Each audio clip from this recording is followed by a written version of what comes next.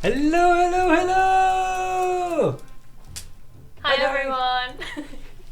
Welcome back to what I'm going to call a Let's Play. But as you can see, we are both an expert. Experts. We are expert. Expert. So, hello, my name's Abby. Welcome to the 2 Dev Stream. I'm the Junior Community Manager here at the studio. And this is Chris. Would you like to tell them a little bit about what you do? I am the lead QA at 2 which means I try and break everything. But that does make you an expert. I am an expert at chaos, which luckily is what we do. So, yeah, I've seen you all inciting some chaos in the chat. I saw something about making wings of bees to defrost to scare all the guests, so that's terrifying. I like that you guys are already coming up with ways to mess with the guests. Already planning your evil schemes. Yeah, I see you, Madlep. We have something going on at the moment. You're either a Team Husky, and that means that you want to basically take your guests' wallets. Okay. And I feel like that So leans money, into money. the chaos, you know? Yeah. Or you're Team Joe, and you're big on decor. Oh, you want to decorate? Yeah, Yeah. that makes sense. So I don't know what we should name the chaos team, but let us know. Team Chris. Team Chris. Chris for chaos. Blame Chris. Yes, blame me for chaos, and join me in chaos. We're sorry if we scared you a little bit when the trailer came on. We just needed to wake you all up. Yeah, we had to make sure that you knew that the timer had gone down. We missed that the timer had reached 0, so yeah, we hope that you like the little pun at the end there. Museum, you and me. Makes me laugh every time. Indeed, so. it is the sum of you and me. That makes museums. Because those are the leftover letters. My brain did a little you and me. See, I'm not there very are letters good. we talked about this in the Dev Insight stream, but I'm always really bad at spelling. So countdown, not your thing. Museum. Museum. Yeah. My museum where I keep all my cows. We need a secret cow level. Oh please. Would you like to hit the gameplay button? And I We will try are and simultaneously click gonna look at stuff. override. I pressed the button. Things You happened. saw the main menu there a little bit. No, you didn't. You Okay. didn't see anything. You didn't see that. Ignore it. Nothing to see here. Before we get in, just so you know that this is about a month-old build. We are in what we'd call late alpha, so things are mostly okay, but we might encounter some broken bits and bobs. And there's some stuff that's placeholder, main menu included. So I think I'm talking over our lovely intro here, unfortunately. But I can't hear it. an intro is happening.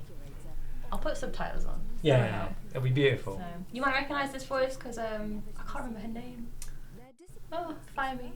Okay, whose name? The radio host. Radio host. Is it the lady host. normal the lady host? I don't know her name, unfortunately.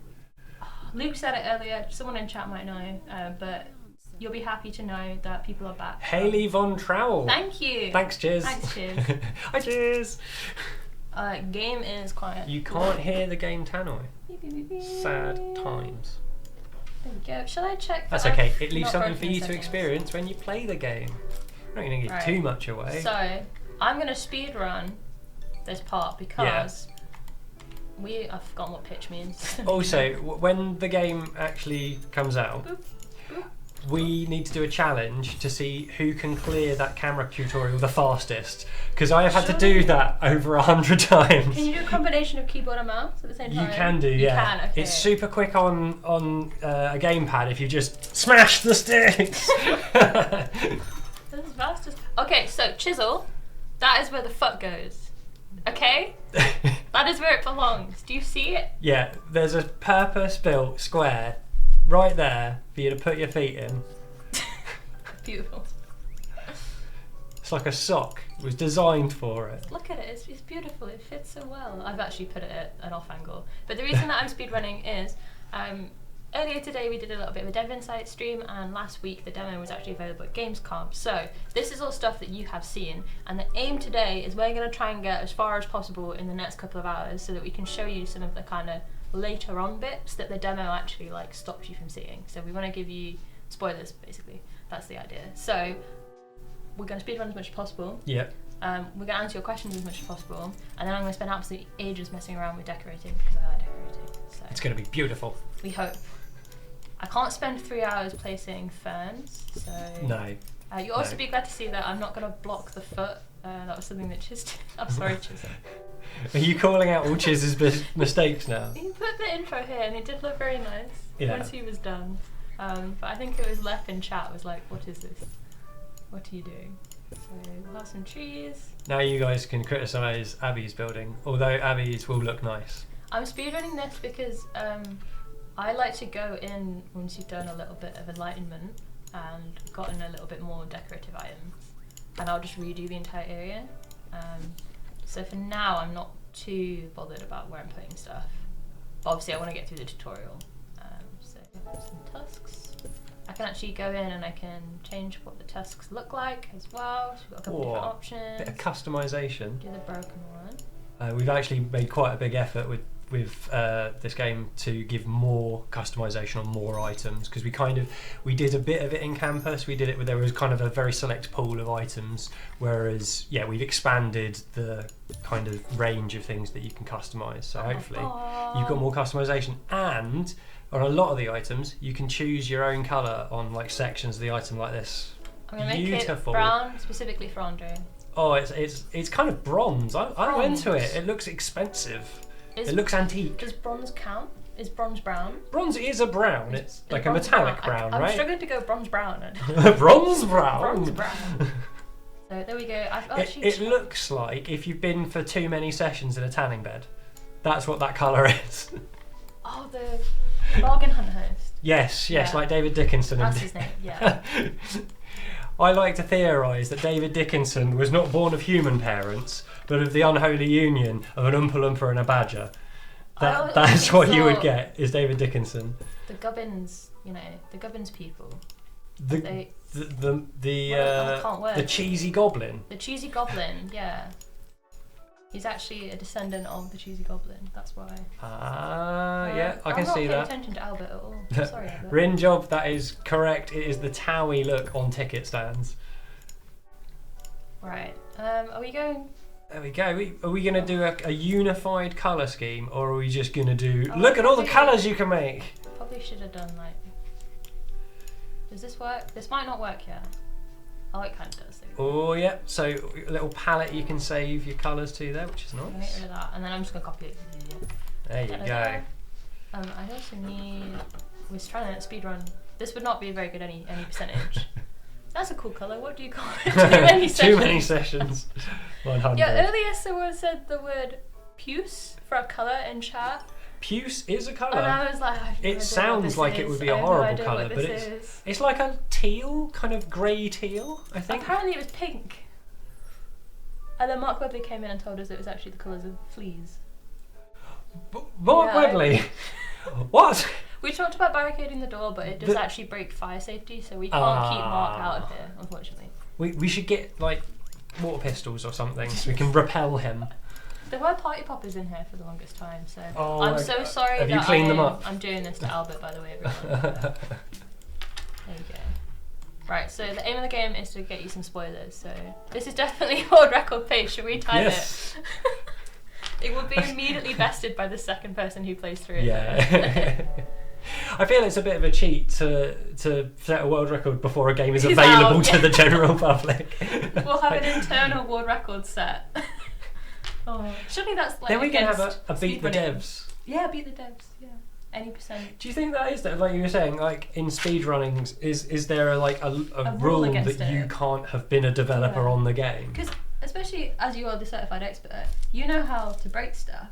So absolutely. Maybe not in 2 point, but you know games that kind of when you're in third perspective and they can break out of maps and things. Yeah. You might already know, that if I walk into this wall with a bucket, I can break out. Like that's cheating, surely. Yeah, it must be cheating. 100%. So. Like I see all those speedrun things for the older games like Zelda, and because there's one in Ocarina of Time where you can like very early on in the game you can like get on top of a wall, fall in, and you're in the final boss room straight away. Mm-hmm. Which is just absolute madness. But the tannoy was off, I'm sorry. Oh no! I'm sorry. Sorry, we turned it on now. Now we can hear the dulcet tones of Jane. Yes. And we've got some 2-point favourites back as well, so a lot of people are asking about Harrison. Jackdaw, it's okay that you're late. You're here. That's all that matters. I'm sorry you got stuck in traffic. And you missed us speedrunning the first bit, so you don't have to watch that again if you have watched it already. You got a honeybee, and because this is part of the tutorial, unfortunately, Derek has also fallen into the tar pit. Oh no! He wants to learn about staffing. Derek, no! So I'm going to go put my bee over here. And super. So you see tarred and weathered, so, you know, poor old expert there, come back with an ailment. I should never have We'll have started. to build a staff room. I'm also going to put it over here because it makes sense. It is a very expensive bee. It is from prehistory, so it's very spendy. We need to use our... What are we calling this brown? Oh, Sunbed brown? Oh yeah, that's... I don't know, sunbed brown doesn't look sunbed brown on that item. It looks... A little bit darker, yeah. Looks like deep mahogany. It fits with the aesthetic of the kind of old-timey stuff. Rinjob, I think you could write some of the text for our game with things like prehistory. That's exactly something that a Harry, our writer, would do. Old leather brown. That's better. Will we get George Hamilton Brown? Will we get a sneak peek at staff customization? We might not today, but we will when we next stream in September. Yes. For reasons that you'll find out. There we go. And also, we can't show you everything all at once. We gotta pace you. Otherwise, you'll get all too full of 2-point goodness, and you might explode. I forgot that we're doing the colour scheme, and I made that pink. There we go. Yes, brown is our theme. Oh, Madlep was just saying hello to Yuki. I thought Madlep was just saying yuck. Yuck. All the brown. I can make everything pink if you would prefer that. Or green. Or green. Yeah, I should do green. Can make it all St. Patrick themed. I'm completely ignoring Albert, but now I'm getting distracted at what I'm actually doing. So far we've found the honeybee at this location. You can see our survey level down here, which means we've only 50% surveyed this area, so our max quality is great. We talked a little bit about the quality that you can get. We joked about doing the Hearthstone, like epic when you get a very good ribbit. So we won't touch too much on that. If you'd like to find out more, then make sure you watch the VOD for the dev insight. So I can't actually send them because they're injured. Oh no! So I need to quit out of here. You got two options here. You can hire someone else and just say, Derek, take some sick leave. I'm gonna it's help okay. Derek. Someone else can do the expedition. Or you can force him into the Omnicure machine. There we go. Which we will watch in all of its glory. Oh, he looks happy. That looks relaxing. Have you seen the animation when they spin around? Oh, that doesn't look so relaxing anymore. Oh, here we go. No. Oh, goodness. Derek. He loved it. Oh, it's fine. fine. He's happy about the situation. He's relaxing again. Uh-oh. I'm sorry, Derek. I was joking. Someone was asking. We had a lot of people on social media who were actual museum curators, and they were like, "Oh my god, I could finally show people my job." I'm like, I really hope that this isn't what your job is. Yeah, like. Hopefully this isn't life accurate because. And if it is, I hope you get hazard pay because Derek really should. Right. All right, so Derek's feeling better now. We've removed the tar from his feet, so he's not going to leave tarry puddles all over our museum for the janitorial staff to deal with. And what we can actually do is, if we give him a first aid kit, you'll see that the tar event, so they fell into a tar pit here, I can actually remove it, because what it does is, if there's any dangerous events, it will remove one. So it's almost like you've got this little deck of cards of the events that might happen, and we've gotten rid of one of the negative ones.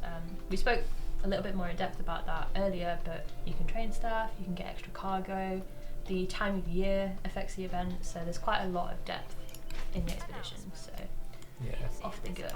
And like you say, they all have their own risks, and you have to weigh up, right, how badly do I need whatever I'm trying to get from that location versus what are the risks to my staff. And some of it's not so bad, like the tar fee, you can come back and you can put him in the Omnicure, and some of it can be more serious. So yeah, cargo items are a great way of dealing with that. And we have beautiful archways. Look at this, it's made of stone. Oh no, misaligned. Up there. There we are, that's beautiful. I like using the line tool quite a lot. So if we come out to about here. Always mute the weirdo. I am also a big fan of the helicopter and the bug eyes on the front. It's a beautiful bit of design from our art team there. Boop. Boop. I'm sorry, I'm just going to montage some flooring for a little bit.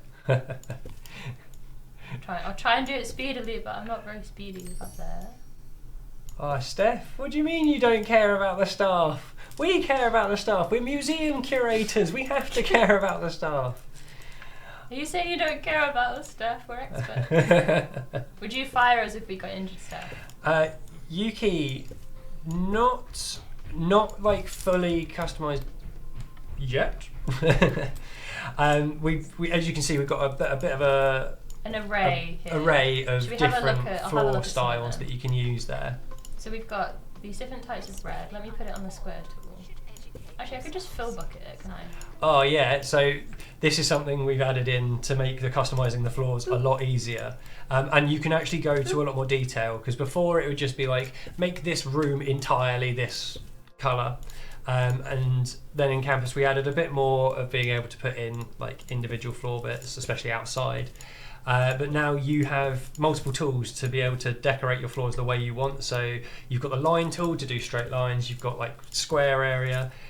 You can also fill in triangles. So if you're looking to create the beautiful pathways that Abby has been making, you can get your nice little corners and smoothed edges and stuff like that. And we also have the fill tool, which allows you to just colour an entire section. And so that should make it easier for you to achieve true customisation and create beautiful, beautiful graphics like these. Oh, I like it. He's got like a little fang. Yeah, I was trying to do a smiley face, and now it's almost like a jack-o'-lantern. Yeah. Given two fangs. And so once we've released and we get round to doing some of our famous designing competitions, I look forward to seeing the masterpieces you guys craft into your floors. And just to show you that we do have outside stuff as well. I think this tool is still work in progress, right? Yeah, we're still working on this one. So this is actually an old iteration of the line tool. So you can see it's a little bit jankier, whereas now we've got the new version, which is really, really fluid. So we, of course, are bringing back building outside, and you'll have the same level of customization outside as you do inside. So I can do lines of different tiles and stuff out here as well. But I've just messed this up. So I kind of want to put it back. This one. And we've got, you all know about this already, but we've got like dirt and grass look at and stuff. that! That had some pretty flowers on it. Flowers in it. I like that. Let's have more of that. That's gorgeous. And you can also do outside items, of course. Dun, da, da, da. We've got different coloured things. Oh, they're We've got beautiful. tulips that can be brown, or they can be pink. Beautiful. For everyone saying that people are going to spend hours and days decorating the floors, that's literally what we want. You know, we want to give you that freedom that you can spend that amount of time and just go in hard and make what you actually want to see. Okay. If you've seen any of the B-rolls, so the video that we had playing at the start, you'll see that I wrote welcome like across the entire museum. So I haven't really dived into this, but someone in the studio we mentioned earlier actually made like a dinosaur mosaic, I guess. But yeah, if you're more creative, start thinking of ideas now. I actually found it easier. Have you ever built a circle in Minecraft? You have to go really large, don't you? But it's easier if on paper you figure out like how many blocks, and then you start going. Yeah, like on some graph paper or something. Yeah. I did that for the flooring when I wanted. I got square paper out and I was like, right, let's figure this out, because you can do a lot. It's definitely time to break out your pixel art skills. Yeah. We haven't shown as well. We've got a couple of different flooring, walling options. So you see I've got some different coloured bricks, so I can make it like creepy. Steph, yes you can. You can edit the buildings just like you did in Campus. Yeah, let's do that now. So you yeah, you've got the same amount of control as you had in Campus plus some more. We've been very careful not to take anything away from you guys. So yeah, you can edit your rooms. As you can see, the walls now are way better to use for interior design. So the kind of vibe we've got is, rather than you having to build loads of rooms and squash things into specific rooms, your museum's more of like an open plan palette, or the canvas, sorry, for you to decorate and kind of channel people the way you want, with the flow of the walls and the like little dividers and stuff, and obviously pave the carpets and all that sort of fun stuff. Is the gift shop going to be open plan? So the gift shop's a room, but you can make it humongous. And you can put, is it all the majority of the decor items in the gift shop? I think pretty much all of them. Yeah. So the wall does have an issue. Like I said, work in progress at the moment. So this is one of the things that we've iterated on. I've not been getting this recently, so I think it's been broken and then fixed by our experts, as you see. I done broke it. I was going to try and put a door on it, but we'll get rid of it for now. But yeah, you can. I think it will behave better if you make it a squared thing. Boop. There we go. So that deleted all my windows, as you can see. But yeah, you can build outside. So RD, that's a good question. Can you put gift shops in line with the exhibits, so they go from an exhibit and must go through a gift shop before the next exhibit? Yes. You basically have loads of freedom about how you lay things out, and you can, with the help of some of the tools we've got in there, channel guests in certain directions, so you can force them to go through the gift shop before leaving, just as a good museum should.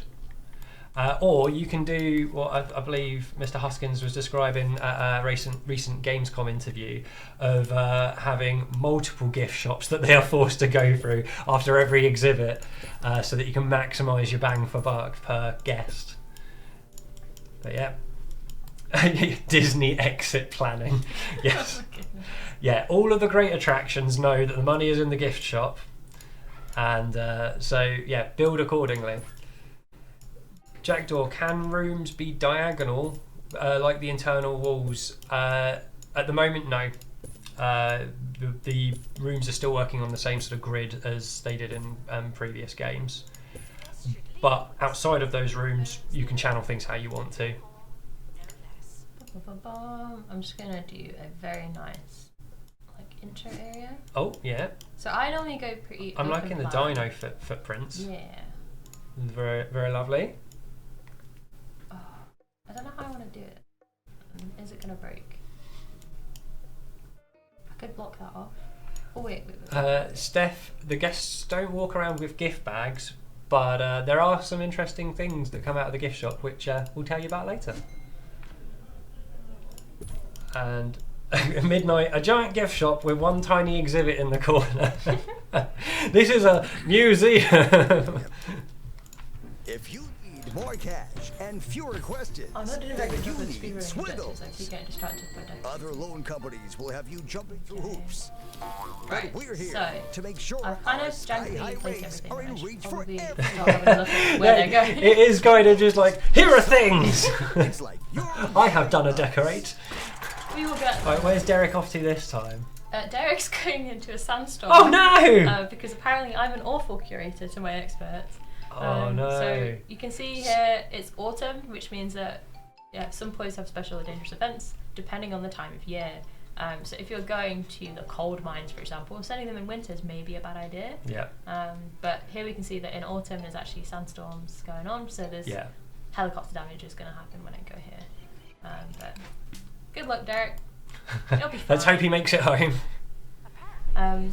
What I'd like to do is set up like a foyer with some food and stuff, but we need to get there. So for now, are we doing carpet or wooden floor? What should we do? Oh, I think we should do wooden floor with carpet tracks. Okay. Oh, so make everything wood. Yeah, And then wood it all up. So I don't know if you guys saw there, but when Abby used the fill tool, because there was a doorway there, it didn't fill the stuff on the other side. So again, it allows you to fill spaces that are like sectioned off with doorways, so you don't spill out into other spaces. So it's quite a versatile tool. Like over here, I might have like an icy area that I don't want wooden floor because I've decorated it painstakingly. I like doing the dirt floor, which you unlock later on in the game, to make like botany areas and things like that. Yeah. So if we've got another, I have done a decoration. We've got some banging quotes already. Okay, exciting times. We've seen this exhibit before, but here you can see it has 2 missing pieces. So we need to go out and find the other parts of the sharpened tops to complete it. Yeah. At the moment, you see it's got 28 buzz, but as we find the extra pieces, it will actually get kind of more exciting for your guests and get extra buzz. I like putting it in this corner. We've talked a bit about the quality of the exhibits. So as Abby mentioned earlier, there are various ways of increasing the quality that you can find in a certain location. But with these shard ones, they also increase in quality as you add more sections to them. A bit like you would judge the quality of a real life fossil based on how complete it is. Kind of works the same with these incomplete skeletons. So as you find more of them, their rating goes up. And yeah, more buzz, because we've got to make sure that the guests are buzzed, having a buzzing time, which the bees are very helpful for. Okay, don't know what I'm doing. Just destroyed half the walls. Like this. We'll go over here. And I'm ignoring Albert again. I'm sorry, Albert. Okay, so you see here I need to get donations for the thing that I've just placed. This is annoying me because it's quite wonky, so we're going to go in and line that up nicely. Wonkasaurus. Cool. So every exhibit, you can see when I hover over it, we've got knowledge, buzz, and decor. At the minute, I'm doing a rubbish job. So let's make it a little bit better, shall we? So donations, very important if you're Team Husky. Yep, got to make that money. Put some foliage But down. ironically, although there is a divide here, and you've got Team Joe for decorating, you've got Team Husky for money, the decoration does feed into the money.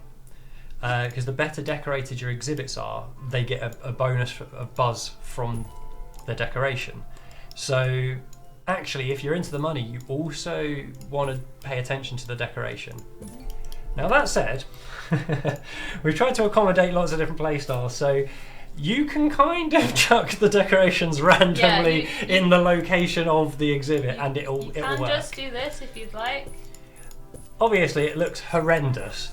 However, it is up to you how horrendous or beautiful your museum looks. You can go purely functional, and I'm sure I'll be doing some streams later on where I go for my purely functional stuff and you guys scream at my layouts.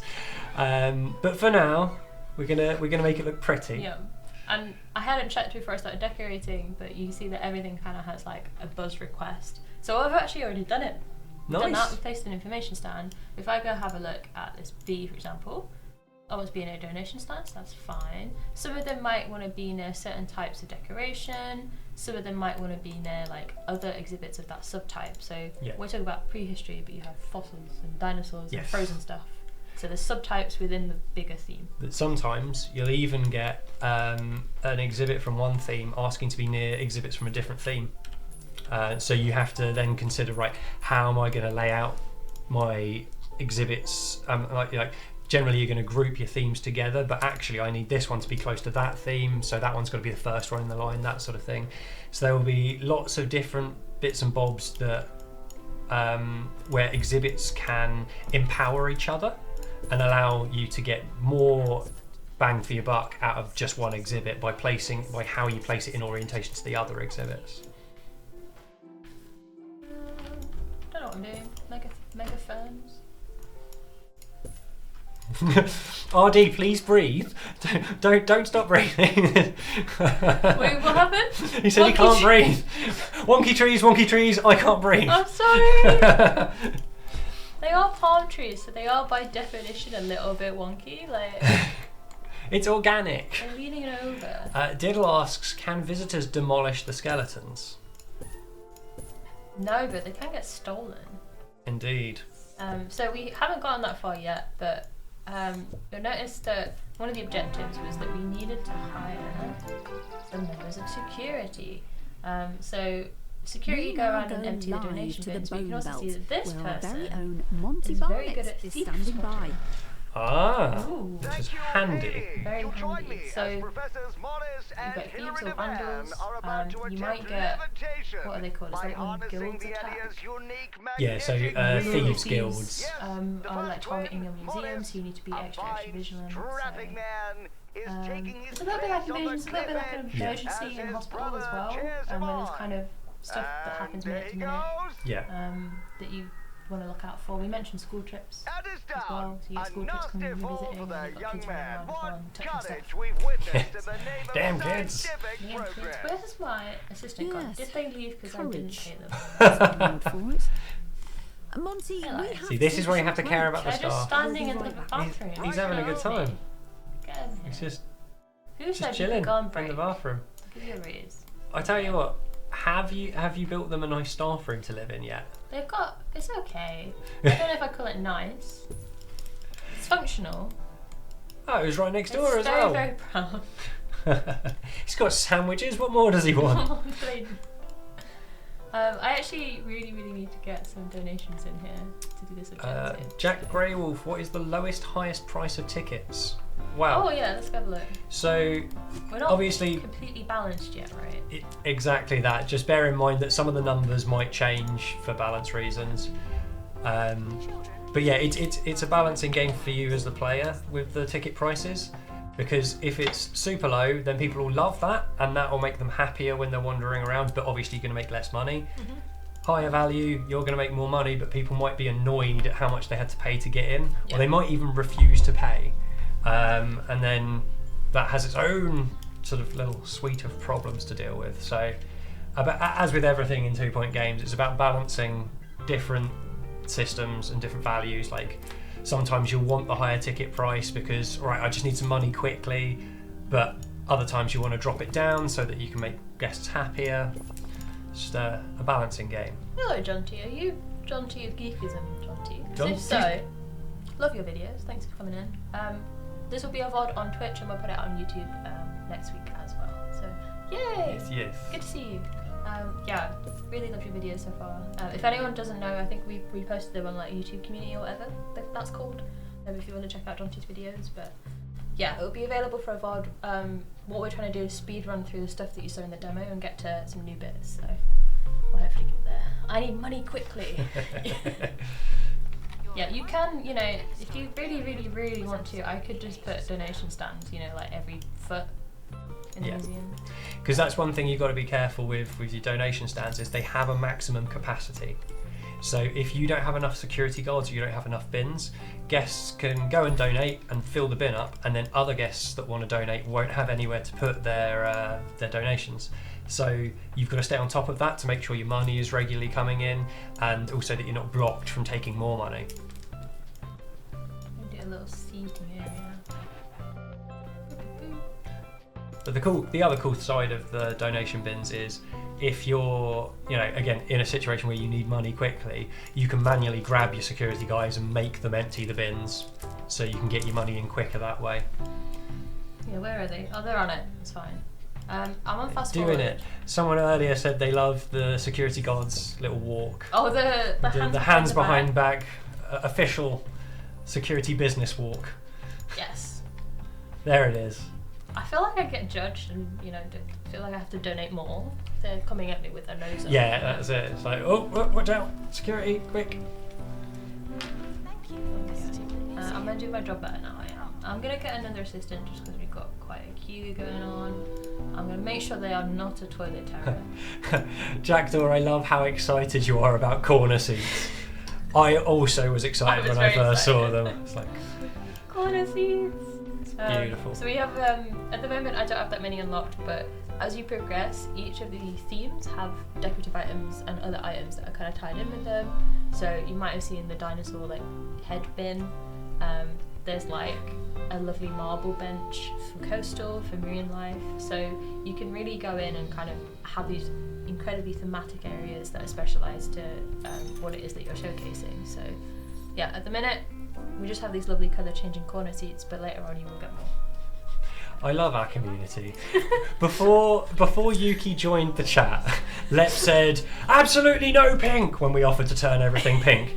And unbeknownst, Yuki has come in and said, Lep, you can make everything in pink, because Yuki knows what will annoy Lep.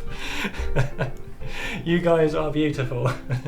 Okay, so for everyone who's asked, can you force people through the gift shop? Right, let's have a go.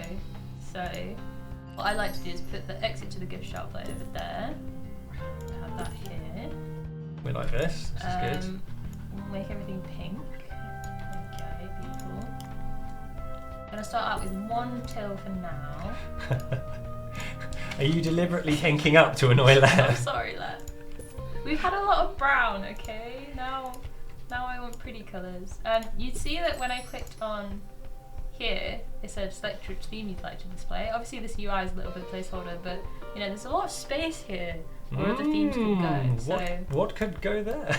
you might have spotted some pepper fish plushies. I thought you were going to say Peppa Pig. Peppa Pig. We have not done a collaboration with Peppa Pig. Just clarity, not happening. We have puffer fish plushies, which is difficult to say, which are very cute. But there are plushies for each of our themes that we'll showcase later on. And you can see that I've got quite a lot of my decor in here as well. So if I wanted to, I could go in and put some lovely tusks in here.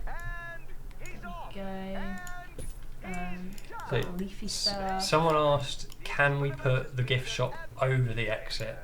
So the answer to that is no, unfortunately. That basically you can't put can't put rooms over building exits. But what you can do is what Abby has just done there, and wall off the exit so it only leads to the gift shop.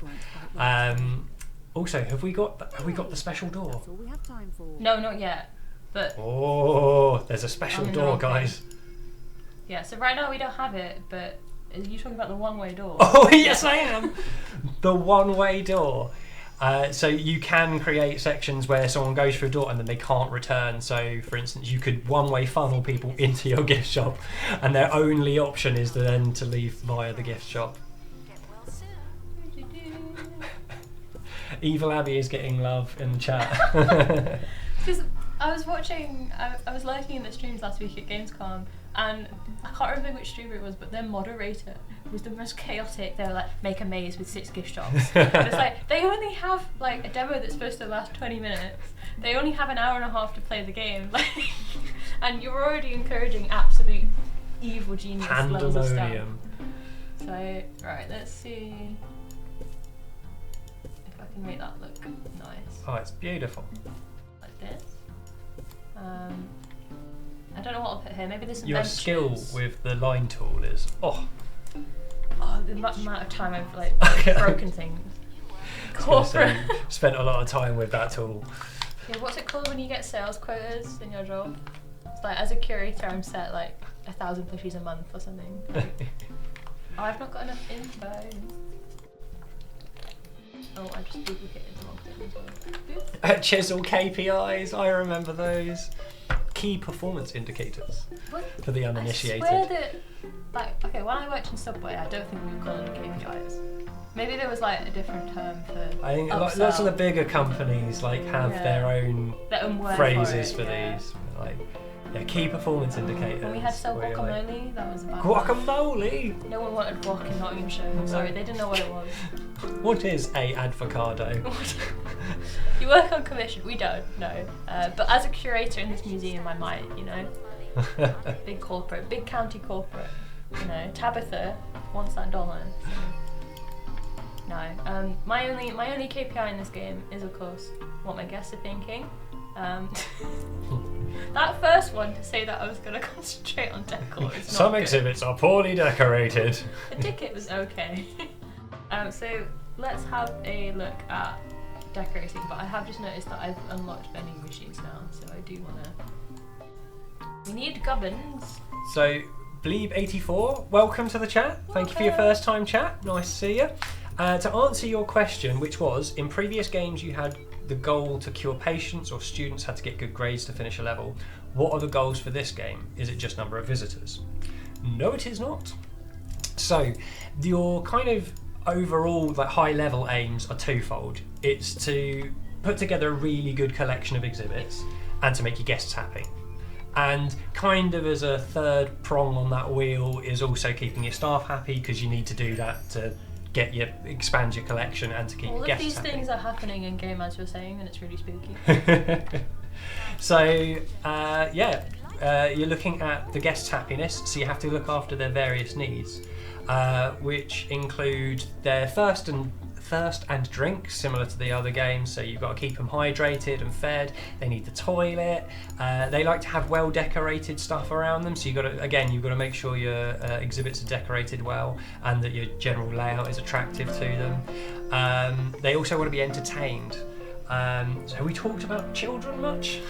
Not a lot. Yeah, that's a So very should weird we- sentence out I know, right? I know. But we can talk Felt about weird children. saying that, but let's talk about children. So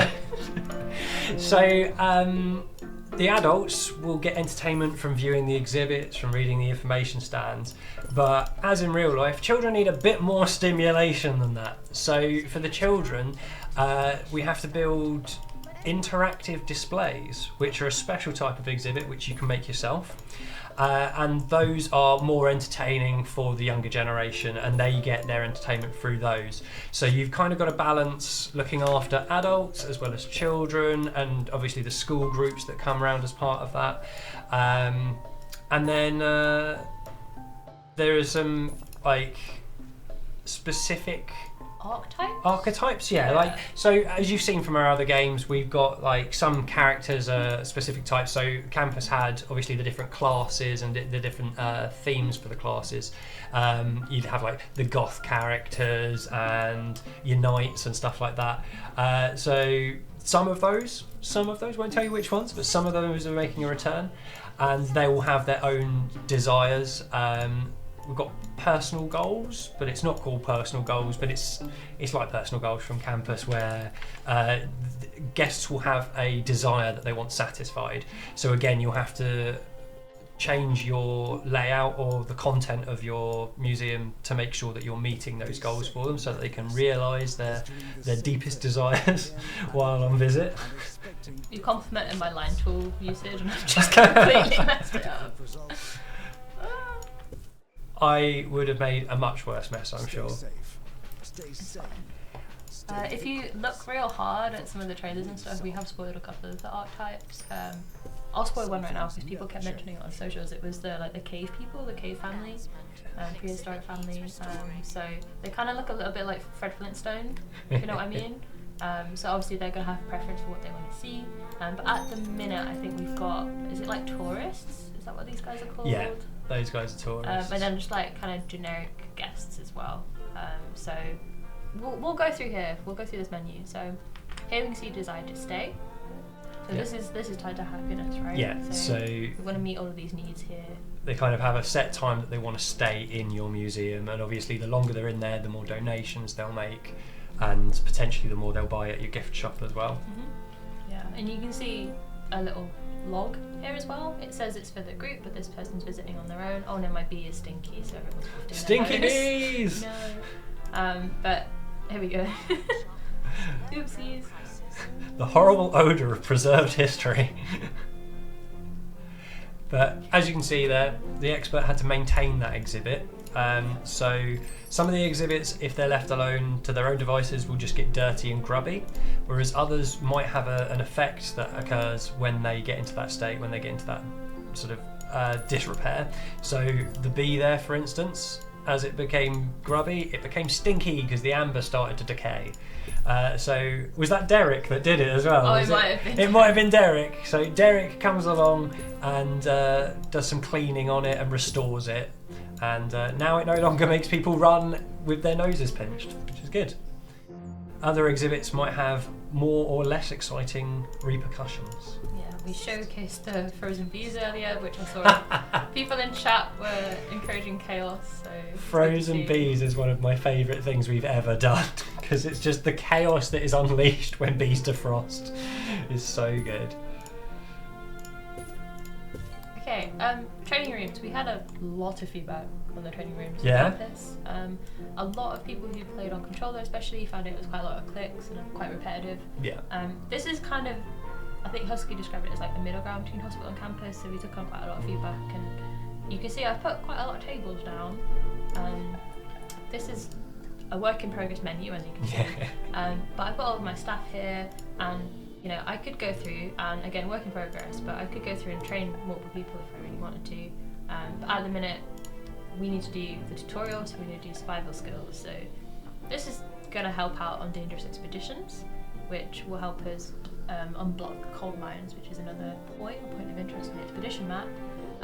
But training could also help us counter some of this negative stuff. So we saw that Derek got the toffee. Yeah. Is one of them snake charmer? Yeah, so I think that's a trait. That's a trait. So as with the other games, the staff applicants for the jobs and also the guests will spawn with random traits. So for instance, the snake charmer trait means that anytime you encounter a snake-based event card on an expedition, if one of the staff members that's going on that expedition has that trait, they'll cancel that card out automatically for you. So earlier someone was saying about not caring about the staff, and we jokingly went, oh yeah, you have to care about the staff, but legitimately there are things in the game like those traits which mean that when you get a good staff member that's got a good trait, you're going to want to keep them because, for instance, with the snake charmer, anytime you need to do something that has snake charmer, instead of having to use your first aid kit, for instance, to counter the snake thing, you can just get that member of staff on the expedition, they'll counter it automatically, and then you can use that first aid kit for something else, so you can, you know, keep your team safer. Or if you have a toilet terror, maybe you send them on the dangerous expedition because you're not that partial to them. Maybe get some expendable staff with bad traits. Oh, I really hope they have hazard pay. Oh, Yuki said that was the perfect space for a nice rest area with decoration, and then you started doing it. That's amazing.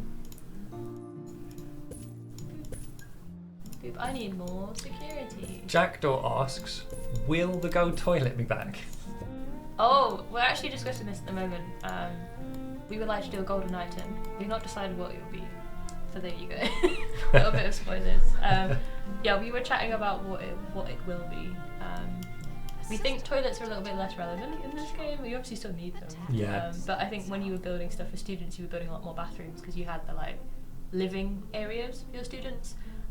Whereas toilets are kind of like, they're a thing that guests need, but it's not the focus. So yeah, we're having a chat about what it will be. But a golden couch. Yeah, you can put stuff on carpets. And yeah, when I'm placing stuff, you can see that like it's still kind of attaching to a grid a little bit more, but it's a little bit more freeform. I can click control and you see it snaps. Yeah, so I think this was something that people may not have been aware with on campus, but in the control settings there is a toggle box for you to allow grid snapping or not allow it, and in both scenarios, whether you've got it turned on or turned off, using control will switch it to the opposite one. So if you've got grid snap on normally, it will snap to the places unless you hold control, and then you've got fine movement. Or you can play like Abby plays and have it the opposite way around, where it's all free movement, but if you want a grid snap, hold control. So same sort of thing for museum. Oh my goodness. I'm just seeing gold everything now. Gold carpet, gold bench. Please suggest gold stuff. That's absolutely fine. I will happily collect all of your ideas for golden stuff. Golden benches, golden carpets. Oh my goodness. See, Jackdaw, you turned up for information about museum, but you got information about campus. Oh, community poll. We could maybe. I'm gonna get in trouble for saying all this, but yeah, we'll see. Golden outfit for staff. I like that idea. Very snazzy. Yeah, make them look like, you know, the people who do this living statue thing. Oh, and they spray paint themselves metallic colours. My goodness, they're kind of scary. I find them scary. I don't know why. Like, golden fiddle.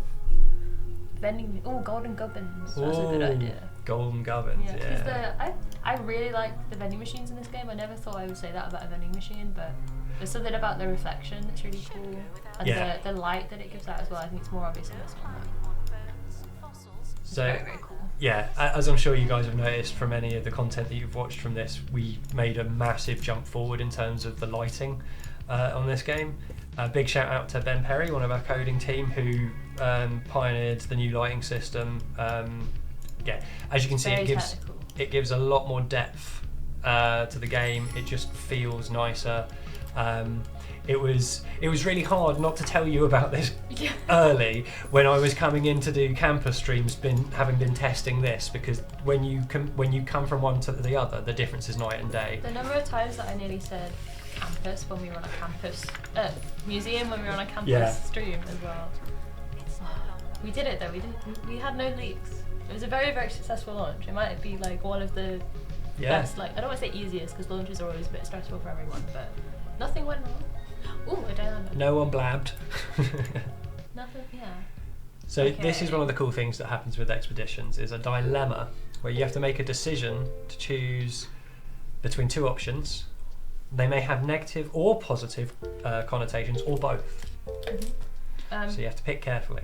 This is another like placeholder UI, but you can see I've got two options. I'm gonna send them into the cave because I think that's more fun. So you can see, unfortunately, they got injured by doing this, but we got some money, which is very lovely. So, more money, more injury. Yeah. Or is that the other way? More injury, more money.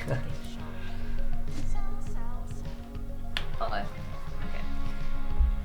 Let's go. Kawaii cupcakes. I love that you love the vending machines and then you design. Prem, one of our art team, will be very happy to hear that because he did all that to make him look just, again, a bit more depth. Trying to give you less flat stuff and more deep stuff. Chiz made a point as well of pointing out like the backs of them look cool as well. Yeah, you actually got like the heating element or cooling element. If you would like a mid-room gubbins vending machine, you can, and you can enjoy the textures on the back. Let's go put that back where it lives. So the reason that I've done my little intro area is because I wanted to put staff doors either side, but I'm not sure when we get them. I might get them. Arabe Gent, I hope I said that correctly. You want to know if on console there'll still be the level of freedom for placing objects as shown here. Now, that's a complicated question, just because there are some physical limitations with a controller versus mouse and keyboard. Obviously, with a mouse, you've got much more freedom to scroll directly to where you wanted to go.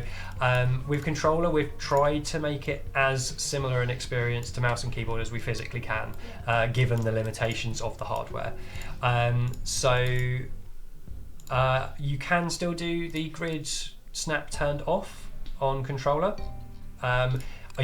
I think there is a controller version of the control command. I can't be 100% certain on that, but I'm almost definite on that. We will get a full control scheme out closer to launch. I've been playing a little bit on Steam Deck, and it's not like, we've still got some work to do to get it verified and everything, but it's like pretty close. Yeah, to be honest. And that is one of our main goals, is to make that controller experience as enjoyable as the keyboard experience. Oh, hex code input. That is a very good idea. Thank you. Yeah, we will. We've got someone in the studio keeping an eye on chat, so if we do miss any of your like really good suggestions and things, it's all being made a note of. So please don't feel like we're ignoring you if we miss what you say.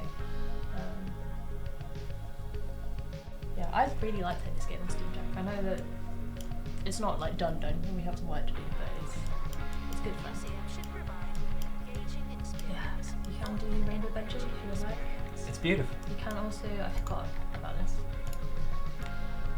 Richard of York gave battle in using your, is it mnemonics? mnemonic? Yeah. Is okay. I don't understand the difference between indigo and violet. Is violet like royal purple, like campus purple? Indigo is darker, more bluey, and violet is more pinky. Go there. Yeah, that's about right. That's got to be a red. We've already done red, so I'm just going to make it lavender for no reason. Okay. So, I don't know, that theme kind of goes. We still have wallpaper, don't worry. Here are some marble, which reminds me of Portal. Yes, it looks to me, it looks less like beautiful marble and more like an installation with hazard tape which has worn off.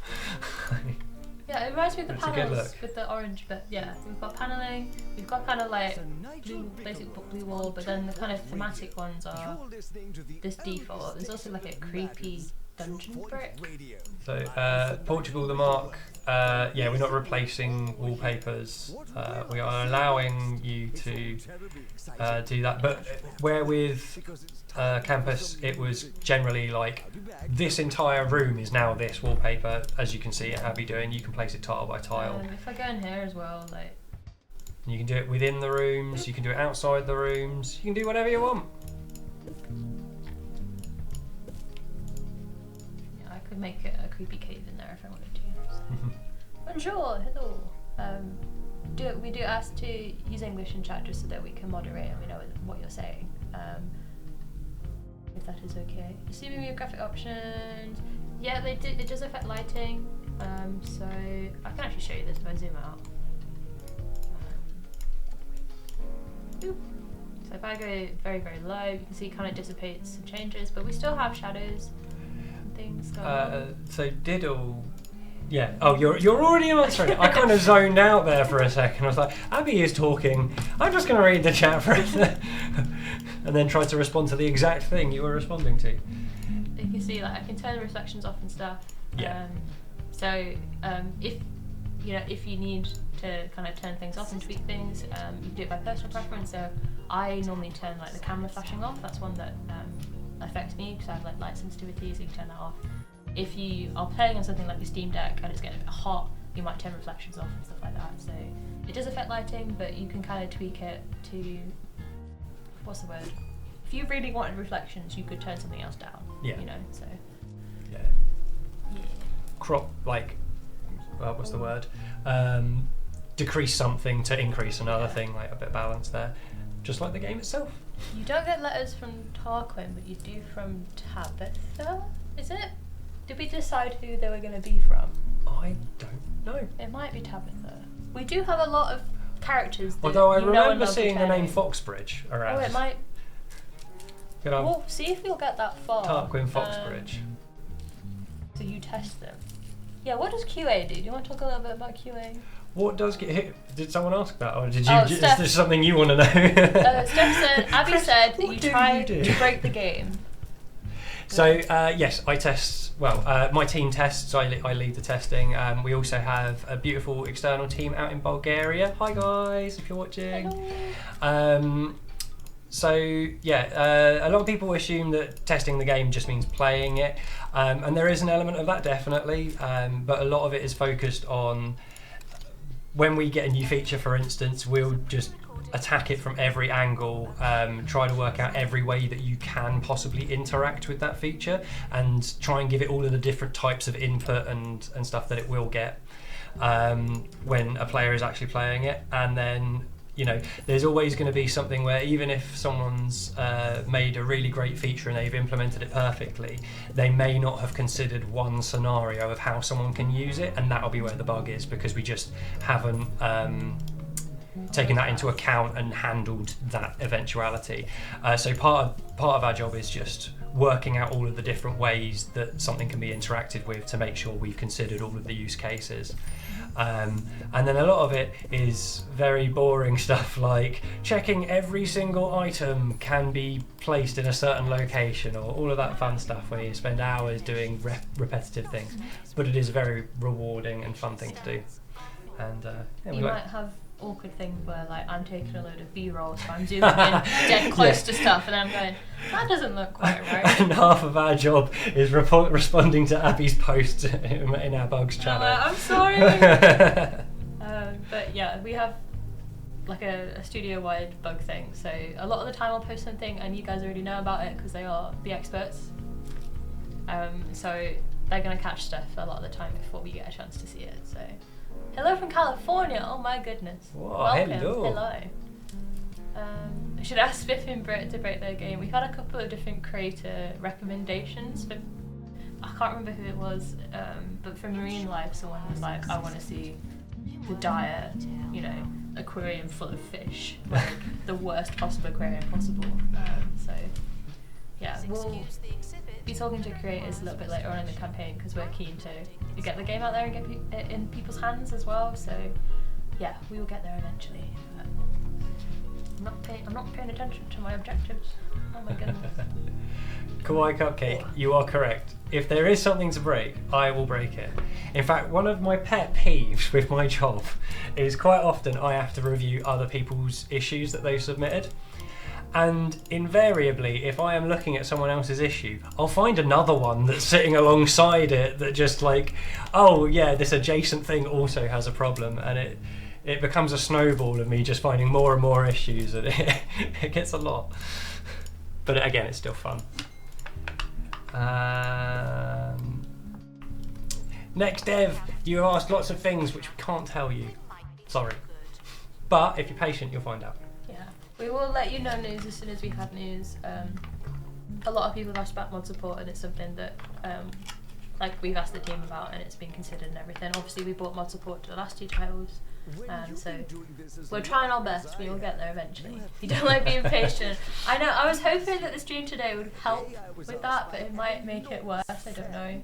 A lot of people have been asking to see gameplay, so hopefully we can like scratch the itch a little bit. And yeah.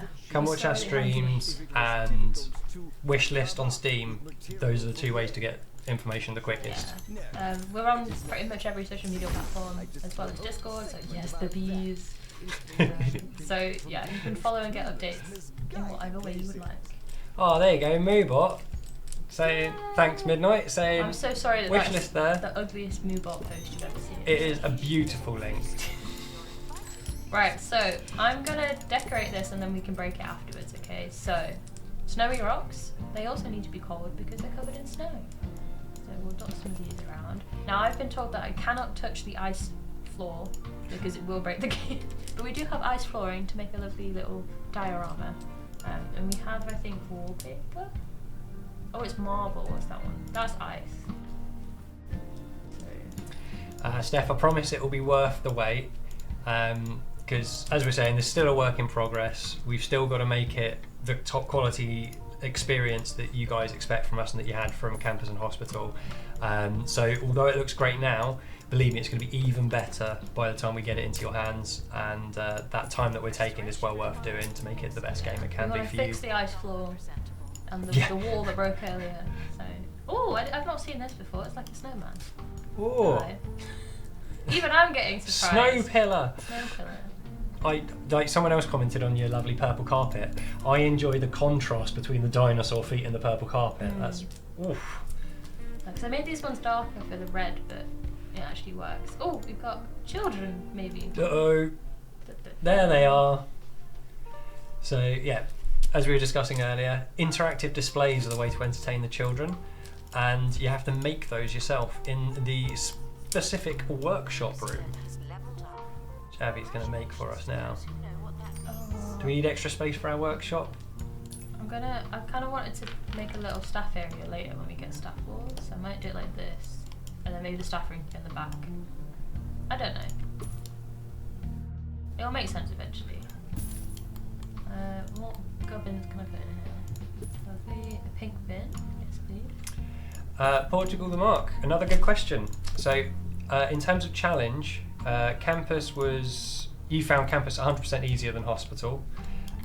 Where do we sit with Museum? So, I think it's probably somewhere between the two, because it's got some of that chaotic element of Hospital.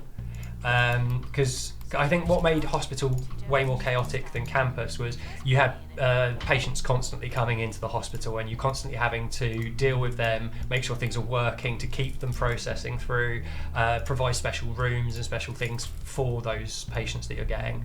Whereas with Campus, everyone came in at the start of the year, you just had to kind of keep things ticking over till the end of the year. There wasn't any more influx of people.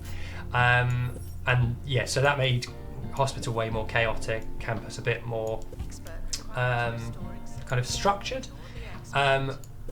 So I think Museum cuts a nice line between the two, where it's not a super emergency because the people coming in won't perish if you don't treat them in time. However, you do want to keep on top of your finances. You've got to make sure that all your bills each month are being paid and all of your costs and your staff salaries, etc., are being met. And to do that, you've got to keep the guests happy. So having it feeds into itself, and it's kind of like, yeah, you kind of got to keep on top of the ball to keep it rolling, as it were. It's like running on a log. Like when you're running and it's moving, it's all fine when you've got your balance, but as soon as you start to lose balance, it's oh dear, oh dear, oh dear. We talked about like spinning plates quite a lot. Yes. When we were do something called inlines, where we go tell SEGA what progress we're making, and they make sure that we're doing a good job, and vice versa. And there's this slide that we presented, and it was a stick figure holding up all of these plates.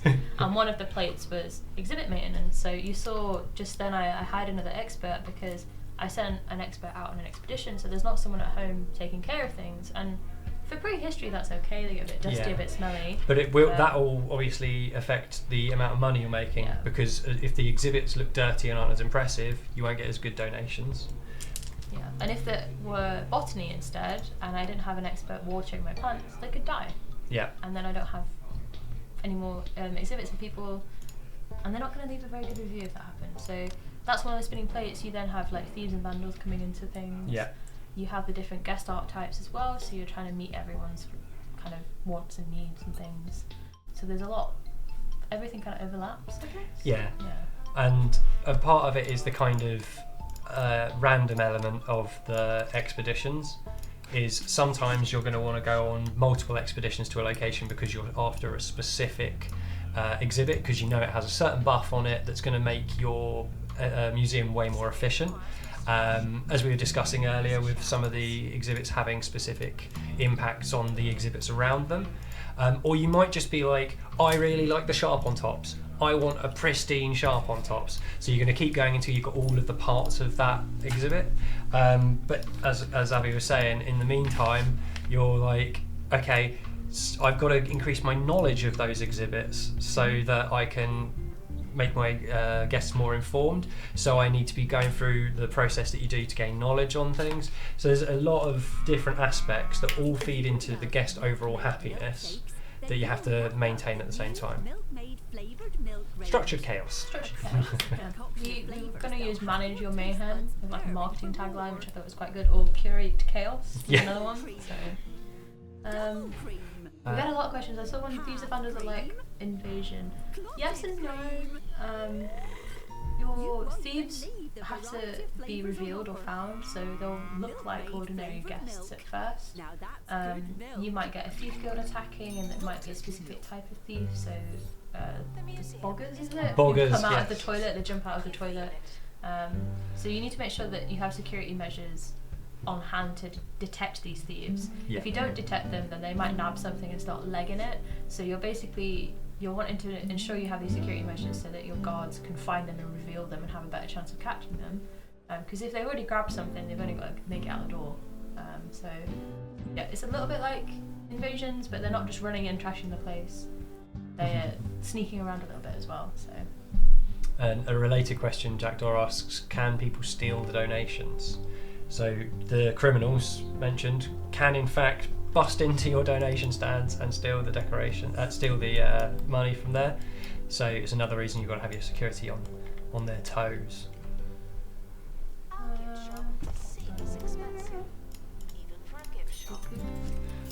So I've just built this like playground climbing frame dinosaur in the workshop, and I needed a janitor with a workshop qualification to do that, and they stood there pressing buttons on the machine. And you can now see Albert's telling me a little bit about customization, which we've already touched on, but what he did mention was that stuff in the workshop, like this is going to give knowledge and entertainment, which is especially important for kids, because kids don't use info stands, right? Like they ain't got time for reading, they don't want to read all that. So if you don't want lots of bored kids running around your museum, you need to make sure that you're putting stuff down like this where they can learn and interact with it. So I've got a thing. Staff door, sorry.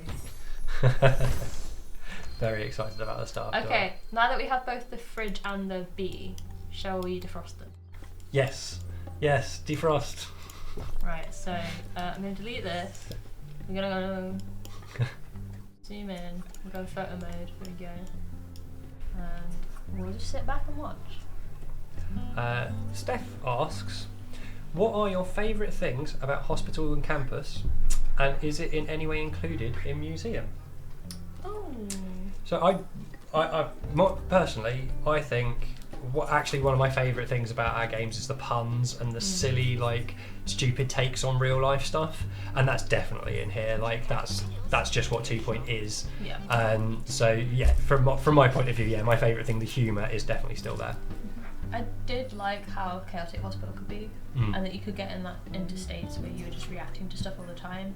And if it's any indication, like, I've played like 300, 400 hours of this game, and I'm still going, oh thing, constantly. And I feel that reminds me quite a bit of hospital in that manner. Obviously, we're being tutorialised right now, but you get that sense even, you know, when we get a star here and we move on to like the coastal location for marine life, for example, there's still that feeling of like, oh, a thing, and you're constantly managing all these different systems. And I'm going to stop talking so we can watch chaos. Oh. It's nearly there. You can see this janitor is desperately trying to mop up the puddles. You see the cracks in the ice forming as it starts to melt. Hopefully no one slips on the puddles it's leaving. John T, we call it FTUI in Office, like first time user experience. Which I'd never heard before. FTUI is one of my favourite things. And POI as well, for point of interest. Come on, break out. There we go. Oh, bees! A bee! Bees! And a fridge. And a fridge. They're unimpressed, right? They're just gonna run into run! Run, everyone, run! Oh my goodness. Bees! Oh no, and you may someone. notice as well, guys, where we took the cooler away, our ice rocks have also, the snow has melted off of them. Yeah. So. Rest in peace, ice rocks. So there's no point in me putting down a cooler now, because unfortunately, like, once it's defrosted, you cannot refreeze, you know, just like bread, or I don't know what else, you can't refreeze anything, can you? Ice cream. No. Just like ice cream. This is now busted. Can't use it. So we can leave it here to cause some chaos. This is probably gonna get stinky, but we're gonna unfortunately have to sell these exhibits because they're broken. Blue Otter 128, does it have a whole new soundtrack? Of course it does. Yes. The boys at SEGA Studio have been busy creating some beautiful tracks for us. 120% movement speed because of bees. And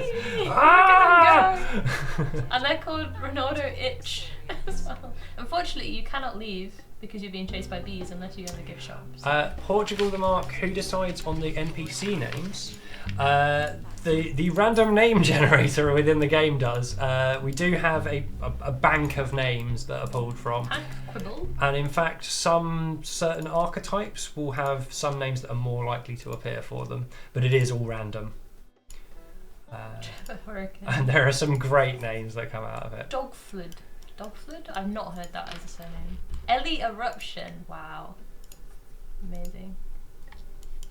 Yeah. Let's go. Where can I go over here? Oh, I need to have all frozen finds to go there. Well, I've just defrosted. Dev names. There are actually, I think, at one point, a lot of our surnames were put into the name generator bank. I think I've seen things like Husky. And yeah, Husky, stuff. as in Mr. Huskins himself, is definitely in there. And Portugal the Mark says, can he pay to have his name in there? How much you offer? Mark will definitely. We have so many Marks in the office. Yeah. So. Jaunty Puddles. In the 2 Point vote. Yeah, the day that you finally see your name. Is there a chisel? I did ask if we've added obviously like me and Chisel joined the studio just after I think campus release roughly. Yeah. So I did ask if we've done a roundup of new names to add. So How to choose? perhaps a kindergarten. Bill Ball. That's definitely an option. What are my security guards doing? Where are they? They're over here. Hello. Busy patrolling. Gotta make sure there's no pesky thieves. Oh no, he's a toilet terror! Why? Why? I was cold. I was scared. The controller was sticky. key and the Sorry, I'm not paying attention. I now need to do objectives, which I have already done.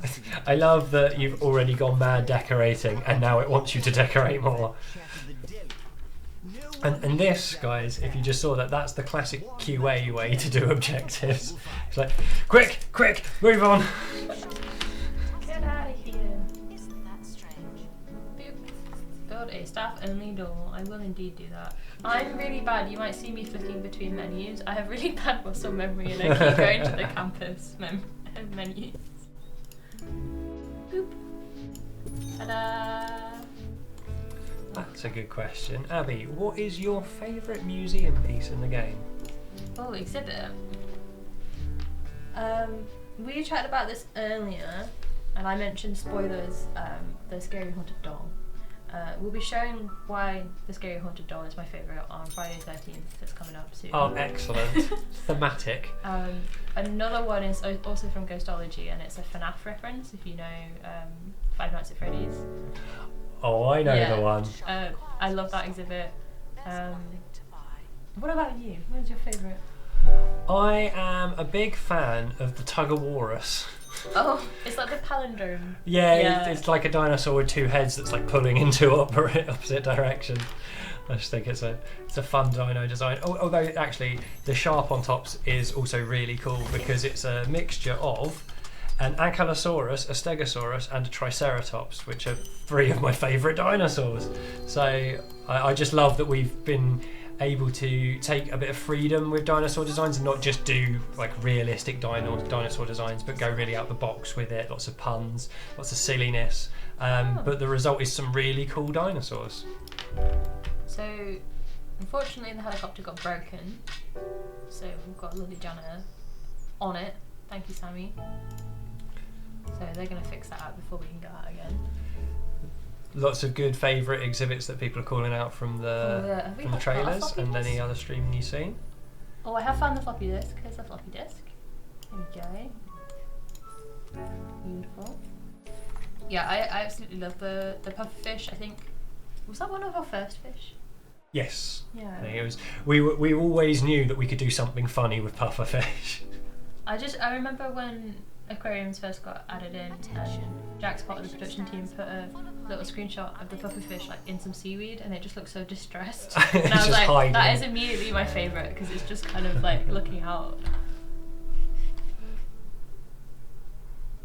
Hit it with a hammer. That's the only way. Yeah, the hammer tail. It didn't always have a hammer tail, right? No. Because I noticed it a couple of months back, and I was like, oh, that's really cool. That was a tweak to the original design. Yeah. And that's the thing. We don't just go with an idea and go, yep, that's it, done. Like, we're always reviewing, analysing, going like, have we hit the mark with this bit of comedy? You know, does this look right? So lots of polish. Okay.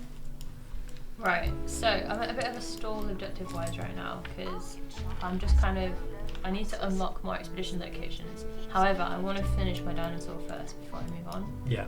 And I'm waiting to admit people as well. So you'll see at the top here, we've got a 0 out of 1 for star rating. So we talked about this more in the dev insight, but we've kind of iterated on the star system based on some community feedback. People felt sometimes it's a bit checkboxy, maybe a bit formulaic, so we still have stars because we know that a lot of people do like the star system, but at the moment you can only get 1 star here, so once we've achieved that we're going to have to move on to another location before we can carry on getting more stars at this location. You can sit and, I like what Husky says, he says noodle around with things, and you can stick in this location, but you will be coming back and building all of your hard work later on, so maybe you could get aquariums and unlock some fish locations, who knows, but I do appreciate it because you find yourself staying. Yeah, you do come back, but you you're going away, discovering new stuff at the new location that you go to, and then you're bringing all of that back with you. So you keep the maps for the expeditions at kind of like a meta level. So once you've unlocked the different areas, you have them. That's it. Yeah. To directly quote Luke, who was on the stream earlier, we wanted to give the player reasons to come back to the levels. because in the previous games you might 1-star and move on, or you might just stay and do 3-star and then move on. But then once you've done that 3 stars, there's no reason to go back, and we wanted to give you reasons to come back and redesign things, to tweak things, so you can keep, you can make one place that you love, and then you can come back and fit new things into it and make it something else and adjust it and adapt it. Should be fun. So this is actually another incomplete exhibit, but you see it looks a bit different to the massive dinosaur over here, but just to show that they're not all huge, this one's a little bit like an armadillo. It's a boldadillo. I can't say that. Boldadillo. Boldadillo. It reminds me of face crab though from Alien. Yeah. A little bit. So A bit like a horseshoe crab. we'll see if we can find the other parts for it. Crispy, what's it? Thank you for your first time That is a chat. great Thanks for name. joining us, and thank you also for such a lovely comment as well. We're glad you're excited about museum. And also, December, hello, welcome. Thanks for your first time chat. I'll show you the ticket desk The right museum now. is not You free. can make it free. Well, yeah, you can make It it. might not be wise to do that, but you can. But you can see here that I'm getting feedback from my guests when I'm changing the price. So if I make it dead expensive, they might complain. Have a look, see if they've mentioned it here. So they said it was okay value before I started fiddling with it. So I'm going to put it back around that kind of like 50-60 mark. There we go. We don't have day-night, but some of the other levels may look a little bit different lighting-wise. That's all I'll say for now. One thing I love about City is that if I zoom out, you might notice sometimes that there's like passing clouds. Yeah. So we talked about quite a lot of work going into the kind of technical development of the lighting system. So that's Oh, look, part there of goes that. one just over the trees now Yeah. on the bottom left corner of the screen. So it's really quite cinematic. Like if I went in here, for example, like, it just looked neat. There's pigeons. Yeah. There's a cloud going over. It's a bit more there's traffic. ambience. So you could sit and just chill and watch things unfold. One of the levels in particular might be quite dark. For reasons we'll find out in like a month and a bit. So Yeah, you can just watch your guest get chased by bees. Ah, so relaxing. yeah, Mark Silk is back. We're thrilled to have him back. We know that he's a favourite. So yeah. Nice. Just gonna zoom in on a pigeon. Are they still there? Hello? Okay. They've got. Oh wait, there's a pigeon. Hello. Kawaii cupcakes, I can neither confirm nor deny, but a large proportion of the regular cast that you know and love are definitely making an Yeah. appearance somewhere at some time. Captain Yesterday is the time traveller. He is indeed, yes. Yeah. So it would be may- odd if you didn't see him. Yeah, there may be an exhibit. You haven't met Captain Yesterday, Steph? Then you will need the Stitch in Time DLC for 2 Point Hospital. That is where he originates from. Mm-hmm. And he is a great character. We don't have an equivalent for bookworms. Clicking on stuff. No. I don't know why. I can think of some reasons, but Cruelty to animals, I think, was trying to avoid cruelty to animals. it's not the most accessible as well because you need to be quite quick. Yeah. From what I on it. understand, the bookworms with controller just wasn't Yeah. very fun. So, Yeah, there's lots of little details and fun stuff happening elsewhere though. Like I said, like I've zoomed out to have a look at how cinematic it is, but you can go explore the map and everything, and watch the traffic go around and people come out of the subway and things. So. another question: can you add a 1x1 square to the overall building size, or more like in Campus? So yeah, you can edit the sizes of buildings. You can shape them as you wish to do, just like you did in Campus. Ta-da! I ruined that by hovering over it. Oops. Right, so we've now completed this exhibit. So you can see we've got maximum buzz here, so we've got 91. I actually got an achievement because this is an account I don't normally play on. Oh yeah. So we will have achievements in the game because some people have asked about those. They aren't completely final, some of them are a little bit broken, but we are slowly getting them working. So, yeah, it's got a hammer on his tail. Thinking that things could come alive. Some things, like the bees, are interactive. And you saw the frozen cave person in the trailer as well. Yeah. As we showcase more of the exhibit themes, you'll see each kind of mechanically works a little bit differently. So botany are quite interactive as well, and they have some good guest interactions. Yeah. Ghostology, which we talked about a little bit, they all have a weird quirk going on. Aquarium's just like completely new, I think, really, for anything 2 that we've done. Like, yeah, it's definitely a different thing to anything else we've done. It like sort of a room containing live characters essentially. And you're wanting to make sure that they're happy in the habitat that they're in, that you're feeding them the right thing and all of that. So yeah. According to screenshots, at least you can have dark evening environments in museum. Yes, we haven't shown off the very dark level yet, but we will. We will get there, everyone. Yeah. Someone asked, are there different themes of museums? Yes. Yeah, we've got prehistory today.